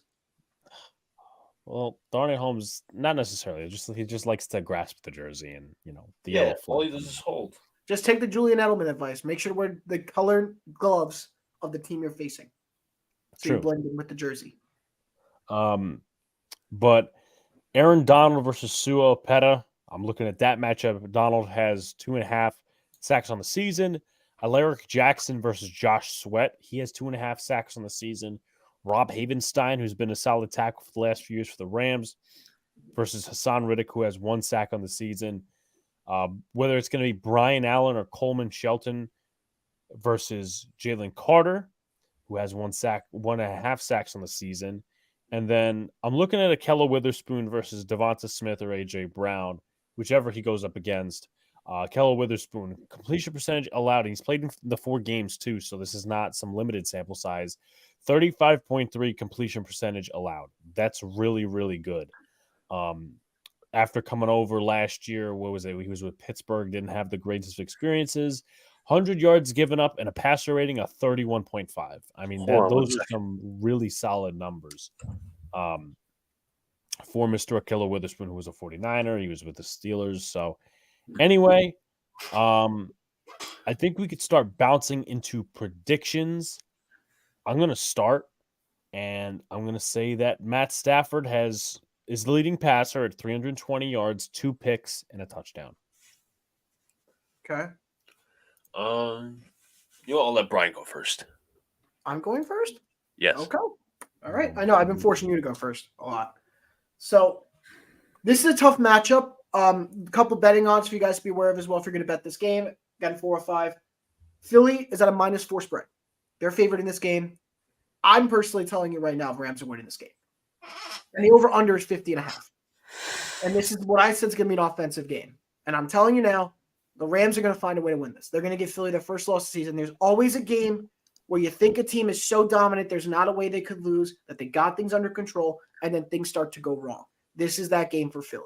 Last week was a scary call for them. You could say they could rebound. I'm sure that's what Philly fans tell themselves to sleep at night. But you know what?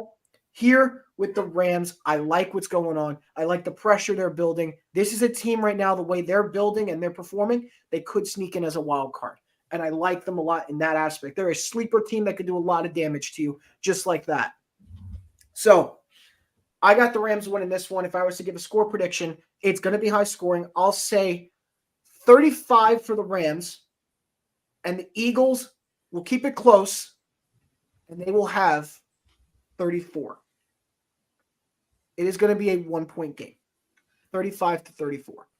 Both passing offenses are going to be firing on all cylinders, and that's what's going to happen. You might see Hurts go 300 plus. You may see Stafford go 300 plus. The rushing offense could go crazy. Swift could have 100 plus today rushing. You could have on the Rams side probably 75 plus from Kyron. You could see Puka go over 100. You could see Cooper go over 70. You could see Devonta go over 100. AJ go over 70. Give a touchdown to AJ. Give a touchdown to Cooper. And you got something going here. The tight ends could have 50 plus each. This is how much of a potent game this could be. And I think the Rams pull it out by that much. 35-34 Rams. Well, who's the lead passer? The leading passer. Based off the weapons alone, I'm going to give it to Hurts. And I'll say that he has about 350. Wow, all right. And I'll say but don't worry, Stafford's not far behind, about 330 probably. Okay. I'm going to go Matthew Stafford, 3 touchdowns, 335 yards. Damn, okay. Luca, make sure you put this in the doc and whatnot. Yeah. Lead rusher, I'm going to go DeAndre Swift, 17 rushes, 113 yards, and a tutty. Ooh, I like that. I actually like that a lot. I can't give carries. I can't do carries. That's my weak spot. Yeah. But I'll say definitely Swift is going to pass 100 yards. I'll go a guess on the carries for the fun of it. I'll say 19 carries for 118 and a touchdown. Tutu Atwell, a solid game. Yeah, I forget who's playing the slot. It's either Eli Ricks or Josh Joby for them. Luca. I don't think there's going to be one leading rusher. Well, there will be a leading rusher.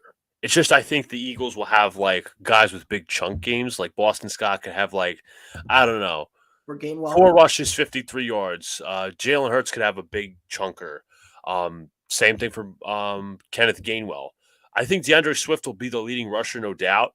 I think it's going to be like I'm going to go 84 yards, but that doesn't say that's not going to be just about the Eagles rushing attack. There's more, as I said, rushers on their offense. So I'm going to go 84 yards and a touchdown. All right. So also a quick update. The score right now is 11-7 in that Jaguars game. So hopefully Bills Mafia can save me.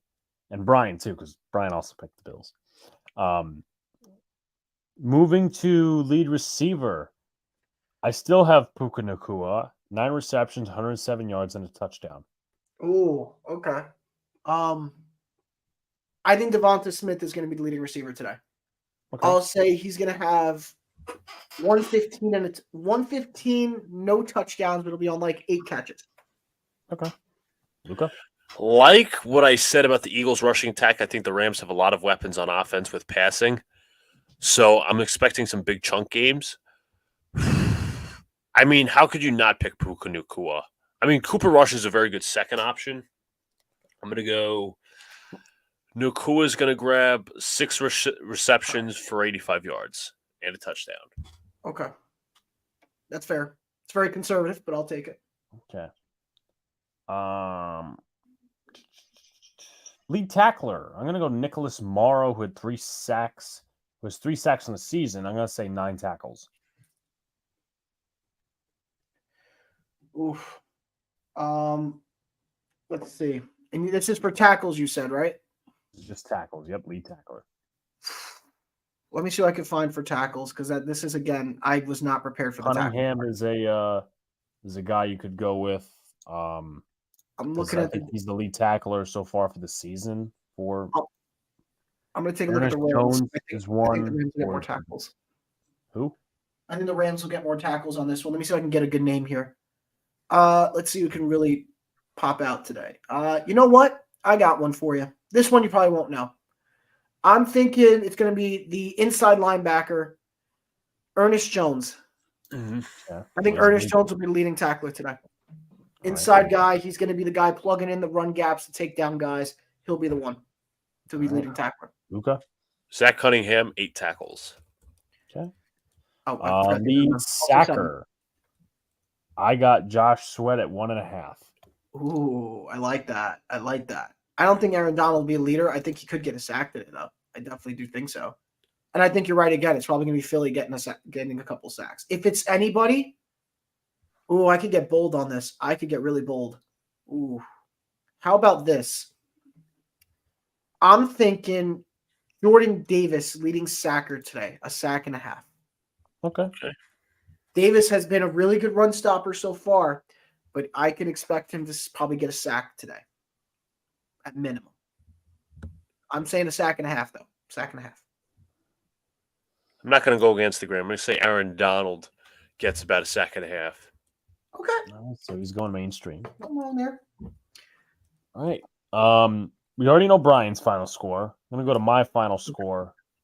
Give me the Rams. They're going to defeat the Eagles 27-20. We'll go Rams 35-31. Okay. All right. So, what we could do is we could do one of two things. We could shift into the fantasy and betting. Any thoughts on those things? And then we could go into the other game preview, or we could go in the game preview and then fantasy and betting. Luca, how do you want to dictate this? I think we can do fantasy. What's up, Brian? I was going to say maybe we should do fantasy betting first. I'm still getting my numbers all together for Houston, Atlanta. That's Okay. fine. We could go right into fantasy and betting. Okay, awesome. Thank you, guys. Luca, do you want to lead us in? So, I didn't really put it together. I didn't have time to put together a fantasy sheet, but I do have some bets that I'd like to attack. I'm taking the Texans plus 2.5 today. For some reason, they're underdogs, which I have no clue why. CJ Stroud is slinging it, even with the bottom tier offensive line and all that. The Falcons have no passing attack. They have Bijan Robinson in the backfield with Tyler Algier, but I just don't like the Falcons in this one. I don't know why they're favored plus 2.5. I mean, Texans are plus 2.5, should I say? But I'm taking them 110%. As for money line, let me pull up my Bet US stuff because that's what I'm relying off of. I wouldn't be surprised if the Titans, the Colts today. I know the Colts are looking somewhat. What's the word I'm looking for? They're somewhat formidable, especially with they're playing up the competition against teams like the Rams and all. But the Titans are at I don't know if this is a great money line. I think the money line shifted a little bit. It was a minus. Now it's a minus 145. But I'm not particularly good with the money line stuff. But I'm saying I'm taking Titans money line in my opinion. If there's a better money line, you can let me know. But in the total game for over under, I'm taking the under for Carolina Detroit. Detroit will win, but I think Carolina has a somewhat underrated defense. They can hold their opponents to a couple of good scores, but I think they struggle on offense with their rookie quarterback, and they're still trying to get his feet wet. I don't have a specific player prop. I know, some Jet players have been mentioned in some props, some fantasy stuff because they are facing the worst defense in the NFL. That's a good shout in my opinion. I know Zach Wilson is like over under 207.5. I would probably take the over on that one, even though I'm not a confident Zach Wilson fan. But facing the worst defense, how could you do worse than that? But yeah, that's at least my betting side of things. Okay. All right. Any popular props or any bets you haven't given out, Brian? So I'll give you some because I have usually a guy I can go to who has really good info and has gotten some good wins in the past. I'll give you a couple things he gave from his little cheat sheet.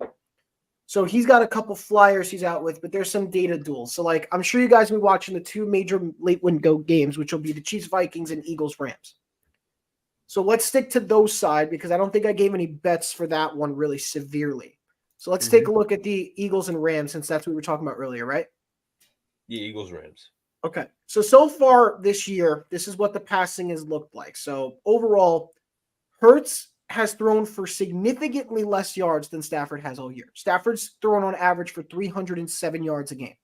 Wow. And the passing defense for Philly, as we said, is not great. Passing yards allowed, they're 27th in the league. So if that's the case, I would put my money on Stafford going over 325 yards today. So I have my That would be like it's a little bit risky, but I'd say like 300 plus if they don't do a 325. 300 plus, stay safe on that end. In terms of rushing, which you guys did talk about, rushing yards allowed second in the league. Kyron Williams is at like 61 yards a game. He's definitely, I think, staying under that 60. So I would say he's around like in like the 50s range. So if you do like an under on that, that's fine. And then receiving has been a big question about passing yards allowed. The Rams pass defense is 7th in the league in passing yards allowed. So that would mean for guys like A.J. Brown, who are top of the top with their passing yards total, that would mean he's not going to have the best game. So that tells me A.J. Brown will probably be under 100. But I don't know what they have it listed right now with DraftKings. Now, you were talking money line, right, Luca? Yes. Okay, so I'll give you a couple money line ideas just so people have like a good feel for what to expect. Because sometimes you could tell somebody the money line isn't great, but they won't listen because they just want to bet straight. And I used to be guilty of that. That's why I used to lose so much because I kept betting money lines and it was failing. Can I just add in one note here? I do underdog fantasy, and that's where I do my props. Okay. They have the over-under for Matt Stafford at 277.5 passing yards. I'm smashing the over on that one. Oh, yeah, you're right on that.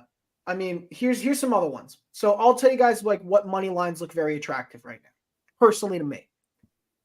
If I'm reading through and seeing who has the best chance, I'm definitely smashing the Texans money line. Mm-hmm. On DraftKings right now, they're at a plus 114. I would smash that. Let me just say this. At BetUS, they are at a plus 115, so it's like 1 point off. Yeah, but it seems very similar. The Saints actually are plus 102. So if you think the Saints are going to beat the Patriots today, go ahead and punch that plus 102. Definitely don't bet the Giants game because they're at plus 550 for a reason. I think the Colts might actually beat the Titans today. I've been sitting on it, and I think that having Jonathan Taylor back in any capacity, even if it's on a snap count, is very helpful to them. And being in Indianapolis, they could really have some damage done on Tennessee. So they're at a plus 114 also. Cardinals are somehow at plus 142 against the Bengals. I don't get that. And the Rams beating the Eagles, which was my selection today, because I think this is the first loss Philly takes. That is plus 164 for the Rams. And that's a big deal. A plus 164, that would be worth a bet. Now, in terms of the player props that I've been keeping an eye on overall, I mean, I never, ever listen to whatever DraftKings puts up as their little thing. I don't trust them ever. So they got little stuff like Shake It Off and Gritty, combining like Travis Kelce stuff with Justin Jefferson stuff because, we're still obsessed with Travis Kelce in this league and Taylor Swift. Oh, my God. I can't. It's so stupid. I know. It bothers me so much, and it just irritates me. Let me see if I can find another good player one. The one I'm watching the most is this Detroit Lions game because the Carolina Panthers have been abysmal this year. They have not been good. And it's shocking. They still haven't won a game yet, right? They still haven't won a game yet. And they're not beating Detroit today, I can tell you that much. No, and I wouldn't bet it either because the money line's heavily in favor of Detroit. And I'm talking like minus 485 in favor. It's bad. Now, in terms of the way it's going to go today, I'm watching it just because of Jamison Williams. Okay. I don't know if you guys know this, but if I'm correct, I heard he's had one catch this entire time in the league. One reception. One? I'll double check that for you. I'm looking at it right now. Here we go. Last season, he made one catch in 6 games played on 9 targets for 41 yards and a touchdown. You are absolutely right. Yep. Now, my question is, what are they betting on for receptions for him today? Because if it's at 0.5, you could bet your sweet ass we are betting on the over. There's no Amon-Ra St. Brown, and they got no Jahmyr Gibbs. So they don't have pass catchers today. It's going to be Josh Reynolds' show, and it's going to be Jamison Williams getting some reps here. There's no way I don't see J-Mo getting passes. He's got to get some. There's no way. Otherwise, you're just gonna feed Laporta the whole time and give it to Reynolds and just tell Jamison Williams go kick rocks? Like, what are you gonna do here? Let me take a look at it. And I do think this is probably gonna be a blowout. This might be the blowout game. I just want to say this for the record. Underdog has Jamison Williams at 1.5 receptions. Hit the over on that one. Absolutely hit the over. Are you kidding me? And 16.5 receiving yards. I'm not sure I'm going to do a double prop on him, but I'm going to because if you're going to go with the double prop, dude, do it on Jamison. Jamison's absolutely going to have more than a catch. Come on. He has to. After what happened last season? Right. Because I'm doing my line of prop bets. I hit the over on Matthew Stafford, 277.5 passing yards. I have James Williams over 1.5 receptions. I got again. This is an underdog thing. This really doesn't happen anywhere else. Sauce Gardner over 2.5 solo tackles. Defense wins championships. Added for boosted payout. I could potentially win 25 times my amount. I'm looking at. Again, you can continue with your other props because I'm actually going to follow your advice. All right. So Jamison, you're right on DraftKings. Same thing is over 1.5 receptions. That's what I would take. Smash and the over. It is minus 115. Minus 115 on that. Sam Laporta, for comparison, is at over under 5.5 receptions. I don't even know what to pick on that. He had a good game last week, but I have a feeling like maybe he's the safety blanket. But if you're going to go with him, you have to look at alternate receiving yards. That would be my look. Now, right now, DraftKings is playing it very smart because they don't know. They're going to act like they don't know. Here's what I mean by that. We could see a tight end go over 100 yards this week against this Carolina defense. We really could. But at the same time, does he want to spread the ball more? That's the question with Goff. I think the offense wants to spread it more around, and that's why I'm okay with that. So here would be my example. Sam Laporta's alternate receiving yards. If you go safe, like you think you can go safe like 60 plus because it's the Carolina Panthers, that's a plus 100. So it's very weird that that's a little low for him. Right. I don't know if it's because his average yards are not in that same territory, but this is a game where you could definitely crush the Carolina defense. And what I mean by that is, let's take a look at some of their defensive numbers real quick, just so people understand. In terms of scoring, right, the amount of points they allow, they are the 7th worst in the league. The only teams worse than them that allow more points are the Chargers, Dolphins, Giants, Bears, Commanders, and Broncos. And in terms of, let's say, I wish I can get a receiving prop for them and figure out like their receiving numbers. That's what I want to know. But let's go off the passing alone, right? Let's say we're talking about passing yards allowed. This is the Carolina Panthers we're talking about. Their pass defense has actually, I might take that back. They're 6th in the league in pass defense. I said their defense was underrated. Yeah, their passing yards. I didn't expect that. Okay. They gave Kirk Cousins fits last week. So then this is what we'll say. I still think Jamison does that. He's going over on all those. For Laporta, now I get why he's at 60 plus only. If you're going to try to play safe today, maybe if you're going to make like a little parlay, you could do like a 40 plus, I think. A 40 plus is a good cover, but you never know. The Carolina defense could sneak up on you because I didn't know their pass defense was that good. I should have done more research on that specifically. But rushing yards, that means their rushing defense is terrible. That's what that tells you about Carolina. They can't stop the run. Am I correct to say that? Let me check the run defense. I'm sorry. Because if they're on the really low end, it's like the 7th worst overall scoring allowed, that tells me their run defense isn't great. And that they're letting them punch it in. Okay, so the Panthers are, let me do the math, 32, 31, 30, 29, 28, 32, 1, 39, 8, 7, 26th in run defense. 26 run defense, so it's exactly what I thought. Their run defense is terrible. They allow a lot of rushing yards. So let's see. That tells me that somebody's going to have a field day. That man specifically is going to be David Montgomery. Let me see David Montgomery. What happened? Let me look at his props for. Now, Montgomery had a monster game last week against Green Bay, which was completely unexpected.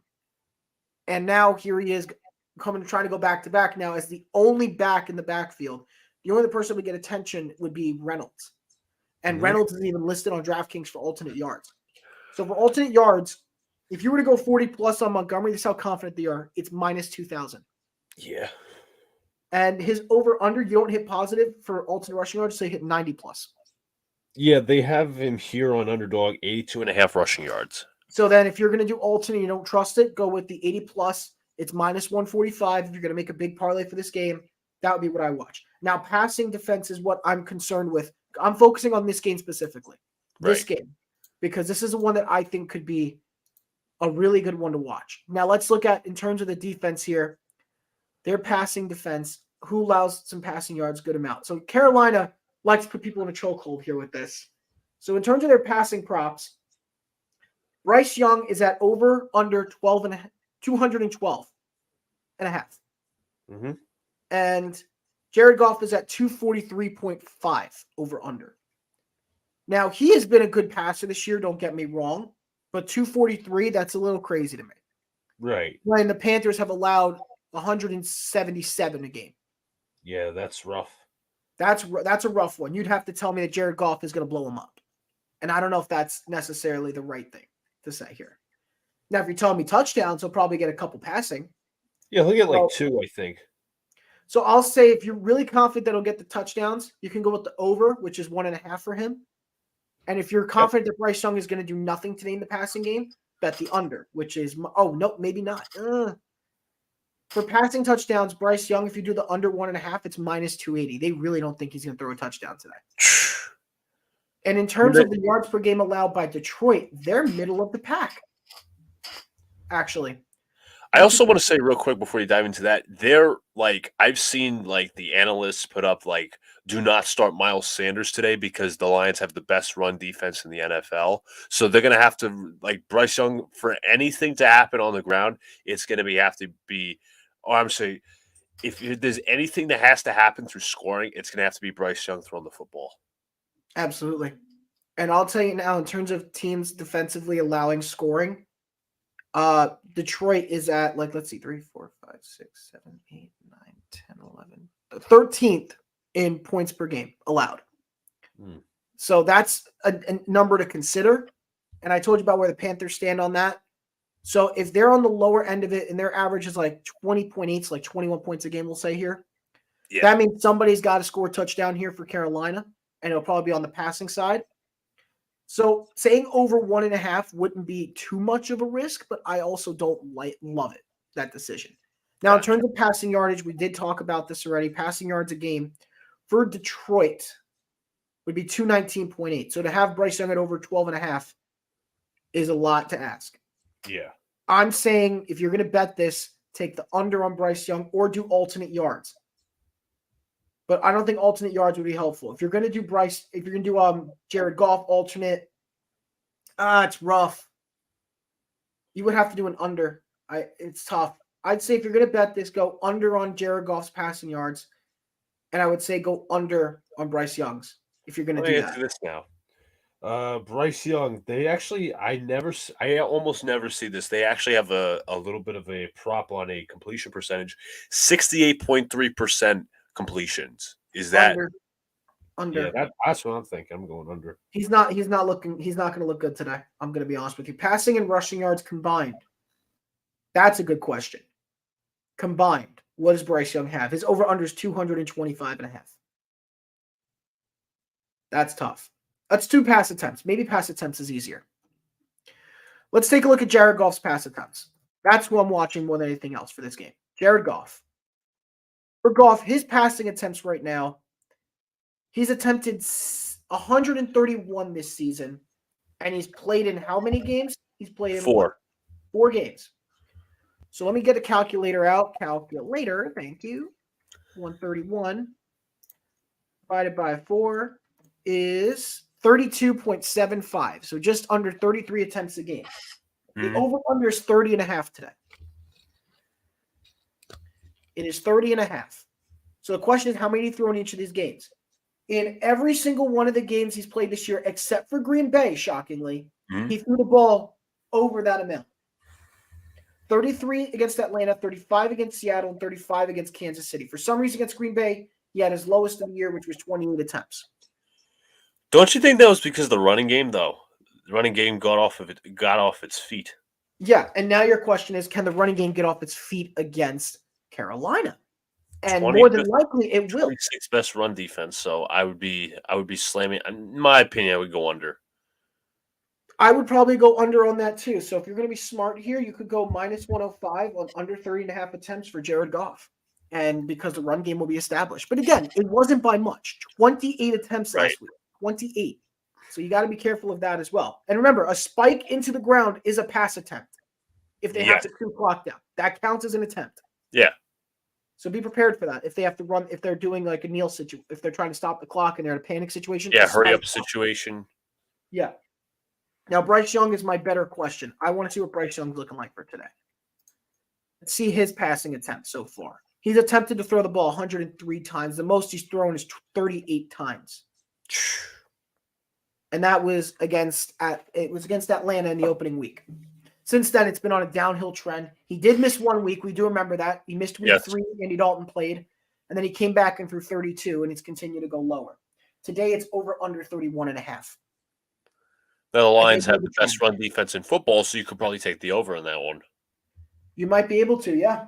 I think that would have to be the case. You got to make Bryce Young air it. So maybe the over works. That's a minus 150. And for rushing, he has run for under 20 yards twice and over once. The over was against New Orleans. He's ran under that against Minnesota and Atlanta.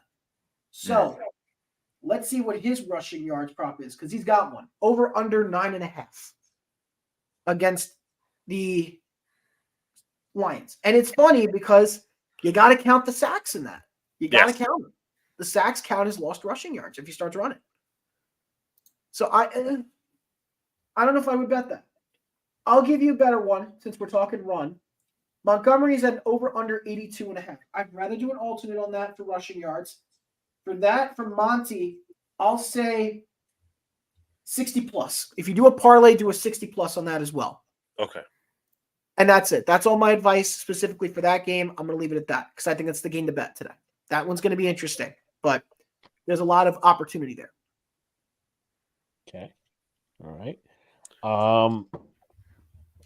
I think we went over all the stuff, and then just a little preview into this Houston-Atlanta game. And by the record, I will say I do have Houston winning. I do too. I have Houston winning as well. Luca? So I guess I'll take it away then. As I said, plus 2.5. Houston. It's crazy. Absolutely. I do think they win this game. I don't think Atlanta's got it. Atlanta's actually favored, just so everybody's aware. They're favored in this game with a -2. Right. Now, for this game specifically, I'm looking at numbers and injuries. That has been that's always what I look at. Who's injured, who's going to affect the performance of this game. For this game today, for the Texans, they have been having a lot of injuries, right? Laramie Tunsil is questionable. Shaquille Griffin is questionable, and John Mechie III is questionable. Christian Harris, their linebacker, is out. Josh Jones, their tackle, is out. If Tunsil plays today, he gets a healthy guy back that he needs to give him more time in the pocket, and that's just going to make him a better thrower for Stroud. But let's entertain this for a sec, right? The ESPN Analytics matchup predictor has the Falcons winning this at a 52.6%, and I think they're insane because the Falcons haven't lost at home this year. That's why they're saying it. They haven't won on the road, but they haven't lost in their home stadium. That changes today. And here's why. Let's compare the offenses and defenses here. Houston's overall offense is 10th in the league in total yardage. Let's start with that. 10th in the league in total yardage. 4th in passing yards per game. So they're top 5 passing offense. That's how good Stroud has been, despite the fact that he's been getting hit like a machine. And their only weak spot has been their rushing. 26th in rushing yards per game. Which is surprising, having Singletary and Dameon Pierce back there. You'd expect more from them. Right. Could be a result of the offensive line. Yes, the offensive line has been the weak spot for them. That's where we're hoping to see some improvement now that they can get them healthy again. But despite all of this, Stroud has thrown for over 1,200 yards already, 6 TDs, no picks yet. His QBR is still middle of the pack in the league. It's 57.5, but I think that comes more from the completion percentage than anything. Right. He's completed 62% of his passes. So it's not very favorable, but his passer rating is still above 100, 100.6. So it's very favorable at the moment. He may throw for 5,000 yards this year. That's how good he's been. Now, let's also take into account, I want to take into account also how much he's been sacked. because the sacks are important. Through the first 4 games, he has been sacked 11 times, which I don't think is horrifically brutal. Right. It's not horrific. But it is still not good. But to have this going on and still be winning football games with a backup offensive line almost entirely, it's very impressive. It is very impressive to me. Now, let me actually take a look and see if he has anyone back at all today. Does he have anybody back at all on this offensive line so he can have some kind of protection? The answer is yes. I almost said George Fant. Oh, yeah, I did. I am going to say it. George Fant is playing today. He's the right tackle. I don't know why Titus Howard. Oh, no, Titus Howard's listed the backup because that's actually very interesting that their left guard, Howard, is listed as their backup right tackle. Titus Howard is their left guard today. He is healthy and good to go. Jarrett Patterson's in today at center. He's healthy and good to go. Shaq Mason in and good to go today at right guard, and they have Fant. The question is Tunsil. Can Tunsil go today at left tackle? That is to be seen. Josh Jones is out, so he cannot fill in if he needs. That'll probably be Austin Deckless who will have to take over at left tackle, the third-string guy. They do have the other reason why this has been a big deal is because their main people they want to use at center are both hurt. Their starter and backup, in my Drew Scruggs is hurt. Drew Scruggs is hurt, but so is Kendrick Green. He's done for the year. Done for the year, exactly. He's done for the year. Drew Scruggs is still on IR. He hasn't come back yet. He should be soon. But in that meantime, they have Jarrett Patterson and Michael Dieter. And that's their centers. After that, you got nobody. And so that'll be the question. You're running with a lot of backups still in the interior. So the interior is what to watch. Mason is good. He's reliable, no problem. Howard, good, reliable, no problem. Fant, you're a Jets fan. You know about Fant, Luca. Yeah. Obviously signed as a depth tackle, but Has to it's start. funny because it was like half and half. Like his first season, he was all right. His second season, he was like one of the best left tackles in the league. And his third season with the Jets, he was partly injured and he was like not that great. So depth is like he's essentially in a prove-it contract. Correct. And so that's what that line looks like. So they can handle another game today against Atlanta. Now, here's my thing with Atlanta that you got to watch. What both teams are good at is their defense. And we'll get to that in a second. But let's continue this here. Houston's offense is 15th in points per game in scoring. So they're middle of the road. They're not an elite level scorer. They're just league average. Fine. Perfectly fine to have a rookie lead in your offense being average in middle league. That's the most you could ask for at minimum when nobody thought you were even going to win games this year. Atlanta in comparison, because Desmond Ridder is don't even. Yeah. 24th total yards per game. Who wants to guess where they are in passing yards per game? Who wants to guess? Falcons? Yeah, let's 29. guess. Okay, there's one. What about you? I'm going to go 31st. Close. 32nd. They are the You're worst worse in than the the league. Giants? Wow. They're worse than the Giants in passing yards per game. That's how bad Atlanta has been. Now you know why Mac Hollins wanted to kill him against the Jaguars. So 32nd in passing yards. They can't throw the ball. Plain and simple. 12th in rushing yards. That's why their offense isn't god-awful in total yardage. It's because of the rushing game. 12th in rushing. Beautiful because of how well Bijan has played and how good Algier has been as the backup guy. He's been great. They got two great options there. It's worked in their favor big time. Now, 25th in scoring, as expected. Now, let's take a quick glimpse at Atlanta to see why that's the case. Let's look at Ridder specifically. Because, again, you're talking Drake London, Mac Hollins, and Kaderil Hodge. If you read that and you said, don't worry, Atlanta could probably win the division this year, I want whatever drugs you're smoking. Now, Is Cordell Patterson healthy? Cordero Patterson is healthy. Okay. He's just not playing.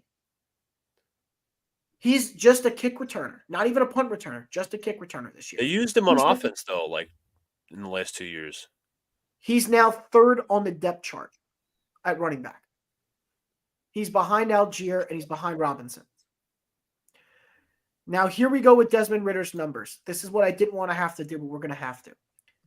Still under 1,000 yards passing, and it's not close. He's at like 750 about, maybe a little under that. 3 touchdowns, 3 interceptions. His QBR is 31st in the league at a 29.2. He's thrown the ball 119 times, completed 62% of his passes, and his pass rating is at a 77.9. In terms of running, his best rushing performance was against Green Bay. 10 carries, 39 yards. That was a surprise of a game, honestly, them winning that. But that seems like an outlier. That's the only game where he threw above 205 yards passing. That was the 237 game. And since then, he's only gone over 200 once, which is against Detroit. He hit 201 yards passing. And against Jacksonville, he didn't even touch it. He hit 191. And he did not have a good game against Jacksonville, if everybody remembers. Sacked 4 times. I just want to point out real quick, the prop on Desmond Ridder for underdog, 180.5 passing yards. That's how low the bar is. Oh, and Houston's pass defense, we're going to get into in a second, explain why you should definitely take the under on that. So, Atlanta overall, we already went over their offense. Their passing is the worst in the league. It's not going to get better in this game either. Let's go flip it over now to Houston's defense and talk about it. Why that's going to stay that case. They are, it looks like it says here, I wrote 17th or 13th in the league in yards per game. I think it's 13th. 13th in the league in yards per game allowed, which is fine. Medium to pack, doesn't matter. Nobody even thought this defense was going to be good this year. I actually thought it was going to be trash and garbage, and it's actually been very good. They're playing competitive. You got to give DeMeco Ryans a lot of credit. He's really turned around the defense. He's a defensive-minded coach. I love it. So let's say this. 9th in the league in passing yards per game allowed. That is actually very impressive. A top 10 pass defense from the Houston Texans. And they're going up against Atlanta. Stingley's injured too. Yup, with Stingley injured. So how about this? How about you hammer Don? I'm saying it Pat McAfee way. Hammer Don on that under for that passing yard.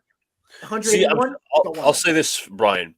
I'm struggling. Not that I'm struggling. I'm choosing between two. Okay. 2 props to finish out this line of picks that I have, because I'm aiming right now, I'm going to put in a certain amount. If I win all 5 of these picks, I would get 25 times my amount that I entered. So the 2 picks that I'm struggling to decipher is Desmond Ridder. Obviously, you mentioned hit the under on 180 and a half passing yards. Yeah. And then I looked at Tyreek Hill. That's also been mentioned. Yes. Tyreek Hill over or under 6.5 receptions, or you could say 9.5 targets. So then we'll flip it over to there real quick, and we'll talk about that then with Tyreek. Okay. Oh, also that Jacksonville game is back on the second half right now. Jacksonville's punting it away. They're still up 11-7. Let's check it though. Tyreek Hill, I want to see how he's doing in terms of like his receptions this year, how many he's getting a game, because him and Waddle are like back and forth. But I think he's been getting the bolts, the main. Waddle has yet to score a touchdown. Yeah, that's a big thing. So far, Hill's yardage is actually interesting. He's not even at 500 yet. He hasn't hit 500 yet. He's at 470. But it's, again, on 28 receptions. So in the game log that I'm reading right now, he has caught the ball more than 10 times once. That was the opening week against LA. The closest he got after that was against Denver in week 3 with 9 catches on 11 targets. Right. His yardage every week is a hit or miss. It's like a pattern already, but I can't guarantee a pattern this week. It's usually against weak pass defenses. Against New England, he didn't even touch 50 yards receiving. Right. Against Buffalo, he didn't touch 60. Against Denver, though, he had over 150 yards receiving with a touchdown. Right. That's against, and against the Chargers. Yep. And against the Chargers, 11 catches on 15 targets, 215 yards and 2 touchdowns. So against weak pass defenses, he goes crazy. And what is the Giants' defense? Well, they're actually better in pass defense, but they're going to get destroyed this week. Okay, so then, okay. Hold on a second, Brian. I'm sorry. Do you know the pass defense ranking off the top of your head? I can actually pull it up right. It's literally on a doc I have for the Giants. I can pull it up right now, too. Let me see. Passing yards per game, right? I want to say 15th. Yeah, they're right next to the Jets. They're middle of the pack. So let's see. 1, 2, 3, 4, 5, 6, 7, 8, 9, 10, 11, 12. Also, no Jalen Phillips today for the Dolphins. Ooh, that's actually significant. Dude's been a good pass rusher. 15 is the Giants. Yep, and Jets are 16th. So, interestingly enough, there's actually something the Giants are better at than the Jets. Knowing this information, let's look at everybody else. The Chargers have the worst pass defense in the league. That's why they scored so much. The Broncos have the third worst in the league. That makes total sense why Tyreek had those big weeks. But now you're up against the middle of the pack team in terms of defense. Everybody's jumping really quick to say Tua's getting 400. Waddle's getting a touchdown this week. Tyreek's scoring 2 of them. Mostert's going to run over 100. A-Chain's going to run over 100. They're so quick to pile everything on the Giants. When it's really just their run defense has been bad. That's really been it. You guys can't stop the run to save your life. And in terms of passing yards here, let's look at the other games real quick that we were just talking about. Tyreek Hill, what were the other games we said that they struggled against? New England, right? New England was one of them? Okay. Against New England's run defense overall is better than the Giants. Right. They're actually number 10 in the league. I would say like 10, yeah. They're 10th in passing. Good pass defense. Now, in terms of the other team they faced, we said Buffalo, right? Buffalo is 4th. We haven't seen them face a middle-of-the-pack team yet. There wasn't a middle of the pack. The closest you get is New England, and he got held under 100, round like 50, like under 60 yards, just under. So what I'll say is he's not hitting 100. What was the passing yardage you said? For which defense? I mean, no, he said the Tyreek Hill prop. I'm trying to hear what he meant by that and what the yardage was, the prop. He just muted himself. So, did the cat strike again? I guess maybe the cat struck again. Also, just want to add this in. Shaq Griffin is inactive for the Texans. Okay. Josh Harris, not Josh Harris. Josh Jones too. So Laramie Tunsil is playing. Okay, so Laramie Tunsil is going to play. Josh Jones out another week, which sucks. I think he probably was going to end up starting at some point. I think he was going to start over Fant. That was why. Fant, he's all the way at the back of the depth chart with an out designation. So that tells me that Josh Jones was supposed to be a starter. Giants at least going to cover the spread. What is the spread? I don't even want to. Let me see the spread. I think if he thinks they're going to cover, he's crazy. Let me just see it real quick. The spread is. Oh, actually, no, they might cover. The spread is Miami minus 13. Okay, yeah. They're betting on a blowout. I don't know if it's going to be a blowout. But it's going to be one of those things, Brian. It's going to be either a blowout or it's going to be they're going to keep it close and not win anyway. Regardless, the thing to watch in this one's going to be the rushing props. That's what I want to see. If you're going to bet this game, watch the rushing props because that's what I'm keeping an eye on for the Dolphins. The question is who's getting the carries. Ever since A-Chain had that big break game against I think it's going to be A-Chain. Against Denver. It's A-Chain now? Well, I think it's going to be that way. No, I'm saying that's how you pronounce his name. It's A-Chain now? It's A-Chan or A. I think it's A-Chan. Okay. Because I know Devon Dolphins A-Chan. mixed up. Okay, Devon A-Chan, with him, he's been getting a lot of the carries now ever since that Denver game where he broke out and did everything. And that I respect.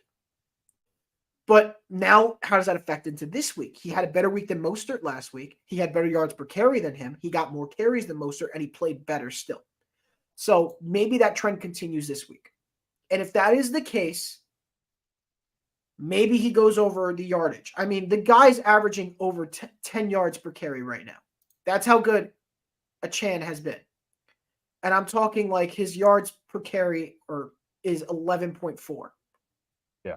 That is absurd. I will say this as well because it kind of deals with the running game. And then if you have anything else, we could touch on it and then go back briefly to the Texans-Falcons game. The Giants are missing a key linebacker for this game, and that's Micah McFadden, who injured his ankle late in the week. Ooh, okay. So that means Isaiah Simmons is going to get more snaps. That's good. You need him to get more snaps. But I also reading that Andrew Thomas is out, Schmitz is out, and Lemieux's out too. Yep. Well, Lemieux is trash, but yeah. That was a draft pick. I was very shocked. Didn't work out for them. He was so highly touted coming in.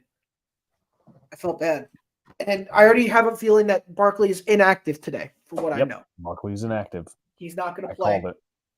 So both guys on the listed questionable are out, which means that tells me the Giants know they're not winning this game. Essentially. So I find it funny that they know they're not going to win this game, but they're going to try and beat Buffalo next week with the healthier squad, which I think is hysterical. Because it's not. Well, I think Miami is better than Buffalo. I think Buffalo is a little bit more vulnerable, but I'm not saying we won't get creamed. Which is crazy because Buffalo, like, they did whatever they did to Miami, and that's kind of crazy. True. But again, Miami was due for a loss eventually, and they got it. Well, I want to credit Brian again. He's the one that said that the Bengals were not winning their division. I told you guys. I warned you. They were coming into this with too much, confidence. People were too confident on him, and I read everything over, and I said their secondary is not going to be what it should be. And a lot of people went in saying, "Oh no, they're definitely winning the division." I said, "No, the Ravens have it. You guys don't get it. You just didn't get it. It's the truth." And now I have to go look at their stats to make sure that I was actually right about this because their offense has not been good. But the question is, how bad has their defense been in passing? That's going to be my question. Passing yards a game, people. Would you look at that? The Bengals are middle of the pack. 1, 2, 3, 4, 5, 6, 7, 8, 9, 10, 11, 12, 13, 14th. They are 14th in the league in passing yards allowed. But in terms of total yardage, like trying to stop the run and everything, they are 10th worst in the league in yards allowed. And that's probably attributing to their rushing defense. Second worst run defense in the league, which shocks me because I saw them as good at that just getting to the quarterback, which, again, there's no denying that. They definitely do get to the quarterback. But I guess their run defense took a serious hit, and they're just not playing well. And that's definitely taken a toll on them. Let's compare it to last season real quick, those numbers. Their pass defense last year, somehow it was worse. Okay, so this actually might go against my statement. This is weird. Their yards allowed last year are actually better than – sorry, last year. They were worse last year as a pass defense than this year. It's actually interesting. They were 10th worst. 10th. And in terms of run defense, they were one of the best. They were 3, 4, 5, And I think 6, they're one of the worst now. 7. They flipped it. It's interesting. This offseason it flipped. The run defense is now the second worst in the league after being in the top 10 best last year. And now this year, the pass defense went from being top 10 worst pass defenses to now being in the middle of the pack at like 14. But overall, their defense is down significantly. And I think that, again, is attributed to, I think we didn't give Von Bell and Jesse Bates enough credit in how they reacted in the run game. I think that's probably what it came down to. So I read it as their pass defense was going to take a hit, and it didn't, actually got better. And I didn't value them for the amount of run protection they did. Like, getting after the running back, rolling through the gaps and stopping plays. I really did not take into account how good they were in run stoppage. So you can say what you want, Jacob. I know you can say what you want. It's a bad take, whatever. But I was still right. Was I not right? He's still for the main subject. He was right. The main subject, I was right. My reasoning was off because I thought I didn't value it correctly. And that happened. You're going to have those moments. But overall, the prediction is correct. The Bengals are not that team. And if they lose to the Cardinals today, mark my words, the season's over. They lose today, it's over. They said Joe Burrow is not going to be 100% for the next couple of weeks. Okay. I'm going to use my pen. I can't. Okay. I'm trying my best not to curse. I'm trying to be a better person lately. So here's what I will say. What is their problem? Is Zach Taylor that afraid of Jake Browning that he's just not going to let him play and let your quarterback get healthy? Jim McCarron, too. Because look, and I'm going to compare this to Luca's Jets real quick and with Aaron Rodgers. And I know I don't want to make that reference to Aaron Rodgers. I know it's still a touchy subject. But listen, he had calf issues in the offseason. He had it during camp. They were trying to let him rest, but they also weren't giving him the proper rest and conditioning to let it be 100%. I feel like maybe he wasn't 100% going into that game against the Bills.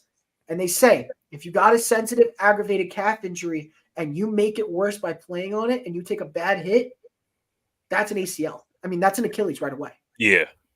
So the last thing you need right now is to give Joe Burrow an Achilles injury. That is the last thing you need. So wouldn't you think it's smart to let him rest against the easier teams and let a backup take over? You just brought back A.J. McCarron, for God's sake. Uh-huh. And beyond that, AJ McCarron was the original backup when Palmer was there. And he just came And up with Andy Dalton. Yes. And he was an incredible backup. I mean, not backup. He was an incredible quarterback this past season in the XFL. He played amazing. He was one of the best quarterbacks, if not the best, in the league. I think he won the MVP. If that's the case, dude, make him the second string. I would rather roll out with the pocket passing AJ McCarron than a limping Joe Burrow, who's my franchise guy I just signed a major contract to, who could easily tear his Achilles if he takes the wrong hit. Again, a calf injury that's aggravated. If you take a bad hit, it's tearing. And that's what happened with Rodgers. It's going to happen to the Bengals if they're not careful. And the last thing you need is to have it happen against the Arizona Cardinals, who you could have rested him against. Plain and simple. But back to what we were talking about, Luca. We were talking about, oh my gosh, I lost my train of thought off this tangent. Alex, do you remember what it was? We were taught. I think. Hold on, my mic. Yeah, His mic cut off for a second. It's not the Mac. Okay, now we do have a question from Mike in the chat here. He says, Josh Reynolds or Michael Pittman? Ooh, good question. Pittman up against the Tennessee Titans defense today, and you said Josh Reynolds. Josh Reynolds is the number one wideout. Jamison Williams, like we talked about earlier, has only had one catch in his career in 6 games played. He's been targeted 9 times overall. So he really needs a good game today to get back on track. But I could easily see Josh Reynolds having a big day against that defense. But at the same time, we did talk about it. Carolina's pass defense is on the better side. Yeah. I didn't know that. I wasn't aware of that. So that could put a damper on things. But for Pittman, let's go off of whatever the Titans defense is, right? Pass defense? Right. Their pass defense is the worst in the league. I want you guys to know that. They allow the most passing yards. 274 per game. I should say 275. The next closest is the Vikings, who are 10 yards behind them. But yet, at the same time, the Titans have the best run defense. So go make it make sense. Mm-hmm. Sounds like the Giants in friggin' 2000 So whatever it was. If I'm a betting man with a healthy Anthony Richardson and Jonathan Taylor making an arrival today, again, snap count, but still back, it's going to take a lot of focus off of the passing game. So there's going to be openings for Pittman to capitalize. So if I am the Colts, I'm going to use everything I can to make sure Pittman gets that ball. Pittman may hit 100 yards today. So if you want to go smart, Mike, go with Mike Pittman. I think Mike Pittman will be better off right now against that pass defense, which is the worst in the league, than going against the Panthers, who may be 0-4, but they're still a top 10 pass defense right now in terms of yardage allowed. Right. So go with Mike Pittman. Yeah, Mike goes with Mike. But you want to finish up this Falcons Texans preview, and then we could scoot on out? Yeah. Okay. So Houston, I said, was 13th in yards per game allowed, 9th in passing yards per game allowed, 19th in rushing yards per game allowed, and they are 11th in scoring allowed, which is good. These are all good numbers for them. Overall, decent defense. Somehow Atlanta's is better. 7th in yards per game, 5th in passing yards per game, which is why Stroud may struggle today. 18th in rushing yards per game allowed, and 10th in scoring. So if you're going to beat Atlanta, you got to do it on the ground. And this would be the day to see somebody like Dameon Pierce and Devin Singletary get hot and have a big breakout. They need one this year, and this would be it. So incorporate that in a little bit. Maybe get CJ Stroud a little bit more mobile, moving around a bit if he needs to. Do what you got to do, because against Atlanta, they are very good at locking down their receivers. And you may not see a good performance from Nico Collins or from Tank Dell. It just depends on who's open. That's really what it is. And if we've been talking about Nico Collins being wide receiver 1 down there, he's going to have to prove it today against this Falcons defense. So if you ask me, my prediction, I've got Houston winning this game. You want me to go through leading passer and everything so I can wrap it up? I mean, we don't have to make those predictions, but I mean, if you want to. Okay, I'll just make it quick. I'll make them quick. I won't even give a number. I'll just say who's the leading passer. Okay. Leading passer today will still be Stroud, because Desmond Ridder is just not going to do well at all. Again, worst pass offense in the league. Worst yardage as a unit per game. So I got Stroud again. In rushing yards per game, I'm leaning to Atlanta. I think Bijan will have a decent game today against the 19th rushing yards per game defense. And then in terms of the actual receiving, I think the top receiver will probably be on the Houston side more than likely. I want to give it to Tank. I think Tank's going to get a lot of looks today because of what's going on with Nico. What's up? I just want to say that the Desmond Ridder passing yards number has moved down 2 notches. It's down 178.5 instead of 180. They're listening to me. They're scared. That's what's going on. They're playing the scared game. Yeah, they know. I know my bets. Don't you start with me.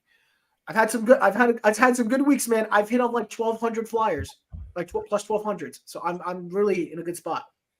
But overall, receiver, I'll give it to Tank Dell, probably like 70 yards, maybe almost 80. That's what they'll do on this pass defense. I mean, that's the guy who's probably going to get the most looks and touches. And in terms of tackles, I couldn't give you that. I couldn't give you tackles or sacks for this one. So I'm just going to completely overlook it, and we'll just go to final score. I'll take the Texans to win this one. Their scoring defenses, both of these are very solid, but I think Houston will get the edge. It will be close. I'll say 20 for Houston, and it'll be around a 10. I'll say 10 for Atlanta. 20-10 Houston. I don't know why Atlanta's favoring this game. They shouldn't be. And if you're betting over-under on this, take the under. Oh, yeah, that's what I did. I was literally thinking of a prediction in my head, and 20-10 came up before you said it. But I'll agree with you on that. Luca, do you have a prediction? Yeah. Okay. Yeah. No, I swear. I know. I'm just saying over under 41.5. I don't think he works for Vegas. I don't work for Vegas. Let's not start this. No. Vegas is scared of me. I bring up logic and they change the odds. Luca? In terms of score prediction, I'm gonna go like this is gonna be a game defensively. 20-9.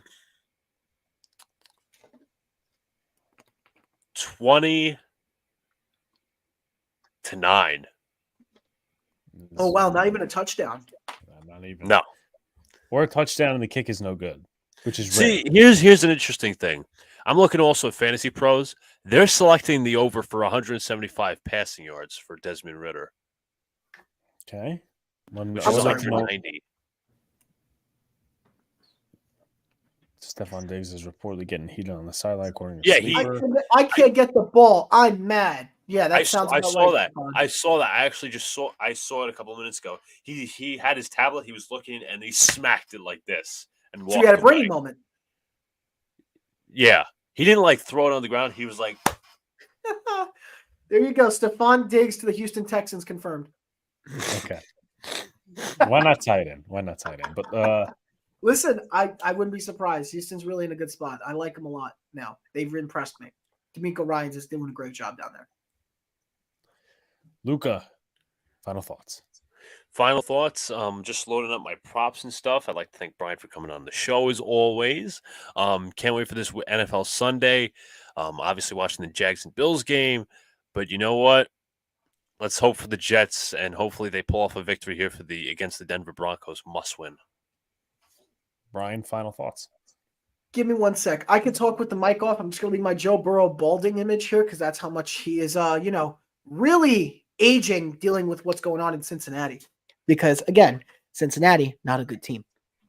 But I have one final thought, and it's going to be something that pisses off a lot of people here. Because, sometimes you got to gloat about how good your team is doing, right? No. And it's been nice to know that people immediately were jumping on the train of, this offseason. Yeah, look, the Giants. We're probably going to go to the wild card. The Jets. We're probably going to go so far, right? Because of Aaron Rodgers and their hopes. Well, the Jets situation's completely crippled at this point.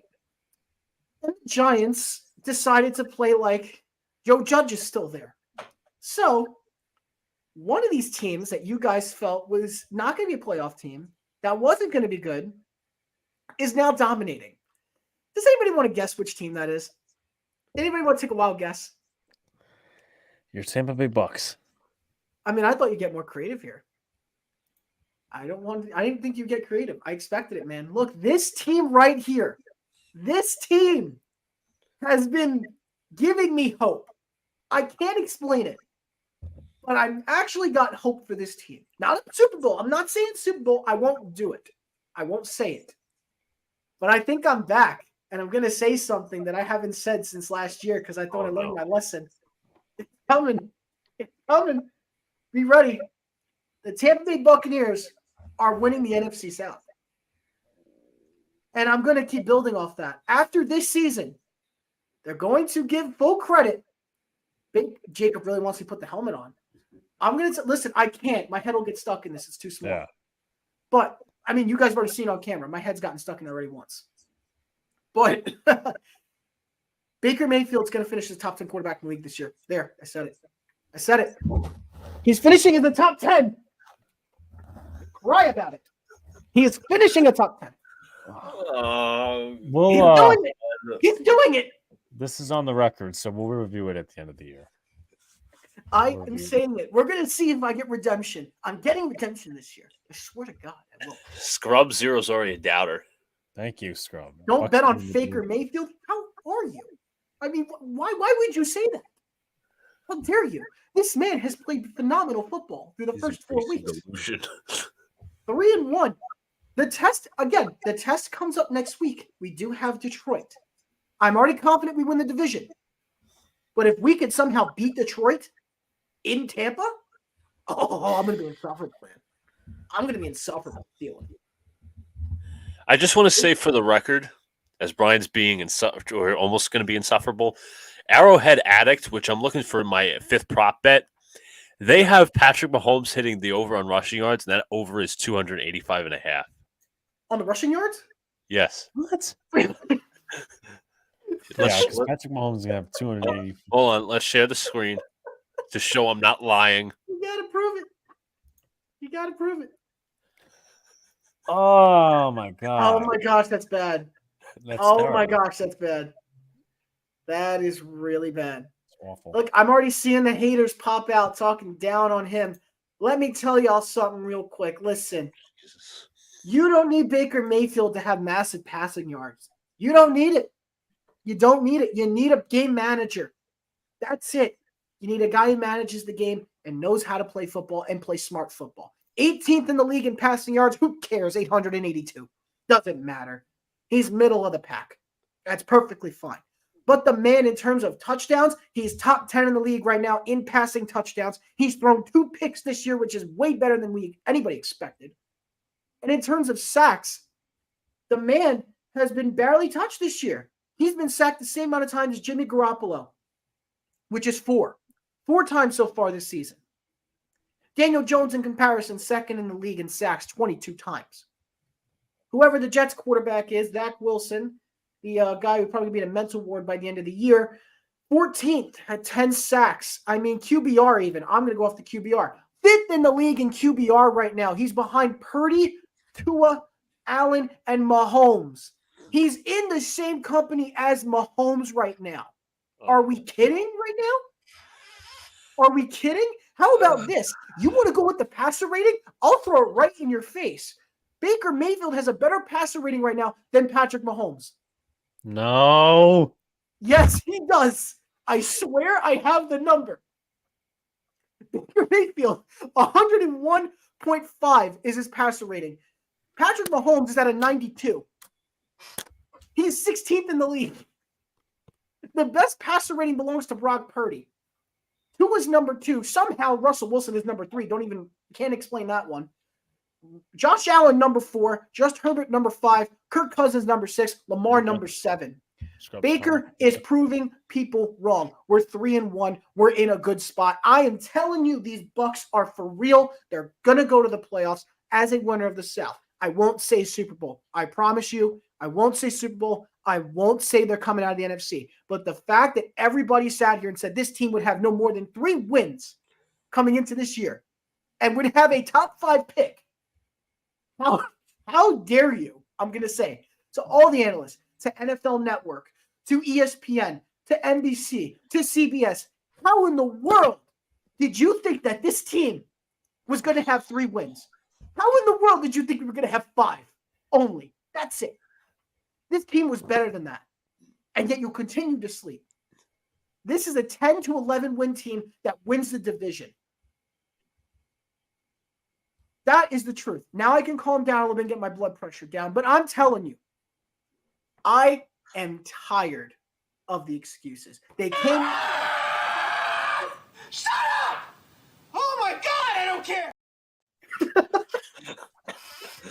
I guess I'll just wrap it then if that's how it's going to be. Fine. I'll wrap it. Brian is acting like a damn Yinzer if he was a Steelers fan. If I was a Steeler fan, yeah, I'm acting like an answer, but I'm telling you, I have finally unleashed my Buccaneer fandom today. I did it. Baker convinced me. What, The you team gonna has do it convinced how many me. years ago when they won the Super Bowl? How many years ago when they won the Super Bowl? I said no. I said you said you finally unleashed the fandom. What, you didn't do it when they won the Super Bowl? No. What? It was, dude, you have to understand. If you go back 4 years ago before COVID, I didn't know what it was like to win games. I didn't know what it was like to see winning football. My team never had that since I was alive. Yeah. I need to be entered into a psych ward. Are you kidding? I like how everybody, I'm reading the chat stuff now because I haven't been reading the chat while I was on my rant. But I'll tell you, I'm going to read through some of it and address some people real quick before we can, and this will be the end of my final thoughts. Okay, what are you taking on the haters now? He's I have like to. Salah. I He's got taking receipts. I got receipts. I'm like Salah. Bro, you're such a Yinzer without rooting for the Steelers. You're such a Yinzer. He's a Binzer. Next thing, if he was a Steelers fan, I'm gonna bet he would be like, the Steelers got to Super Bowl. I told you. I already said it to you. The difference between me is I'm a realist with my team. I know we're winning the division. That's all I care about. I want to win the division and shut the Saints up. I'm done. The Aints got to die. The Aints got to die. The Panthers need to be neutered, and the Falcons got to be shot out of the air. That's what I need. And that's all I care about. Win the division, maybe a decent playoff run, and I'm good. Make it the divisional. Go out in the divisional. I'll survive off that. That's it. Brian, quick question. Who's your head coach? Right. It's freaking Todd Bowles. And which head coach is still better than the Jets and the Giants right now? You're hyping up Todd Bowles? Listen, his defense has been good. I don't care That's about not the problem. That was never the problem. Wait. The offense has not been run by Bowles. He doesn't run the offense either. He doesn't. It's been Dave Canals. Dave Canals is what saved this team. That's the thing. I'm fully in on Canals. Right, but time management, game management, clock management, still it's issues. All Canals. It's all Canals. I'm telling you, he's the one running this offense, and that's why we're in the situation we're in. We're doing well offensively because of him. He said, don't do too much. Play manager football. Don't be a hero. And he's doing that job, and I'm happy about it. Bro, Baker Mayfield's going to have a Ryan Fitzpatrick 2015 season. The Bucs are going to re-sign him after this year, and it's all going to fall to shit, just like 2015, 2016 New York Jets. I'm calling it right now. And I will leave it at this last number for Baker Mayfield as well. 8th in the league in completion percentage. Do with that what you will. Wait, what did he just say? 8 million? I said 8th in the league in completion percentage. 8th. That's just under 70%. Just under. He has been playing lights out football, very good football, and I hope that trend continues because right now he's got me excited. I'm shaking. He's got me shaking and hoping. That's what I never thought I'd see this season, and I'm at that point. I was prepared for 5-win, 6-win season, and here we are. Fuck off. 13 more games left. Well, And now I will take my seat back. I don't care if he's on his third team. He's on a team that actually cares about him now and actually wants to see him win. okay. All right. Sure. All right. Okay. Anyway, thank you to Brian for coming on and being John's replacement for a week and hyping up his Tampa Bay Bucks. I guess we'll revisit all of his analysis at the end of the season. Or else it's going to be one of them real videos that I had last year. So be prepared. It'll be great. If I end up being wrong and they completely choke from here, it will be an all-time moment. So I It might put be all my worse than chips the on the first table time. here about Such a this good team. start. Might be worse than the first time, but everyone enjoy the rest of your Sunday. Tomorrow we got the Boys in the Big Apple podcast, a recap of the Dolphins game. If it's going to be an absolute massacre, that's going to be on Tuesday, and then more to follow. Now that we've gotten our weekly dose of cap, Weekly dose That's of lies. I can't Sub-Zero. take it. but Listen, we appreciate you guys. Like, comment, subscribe. Also throw this in as well.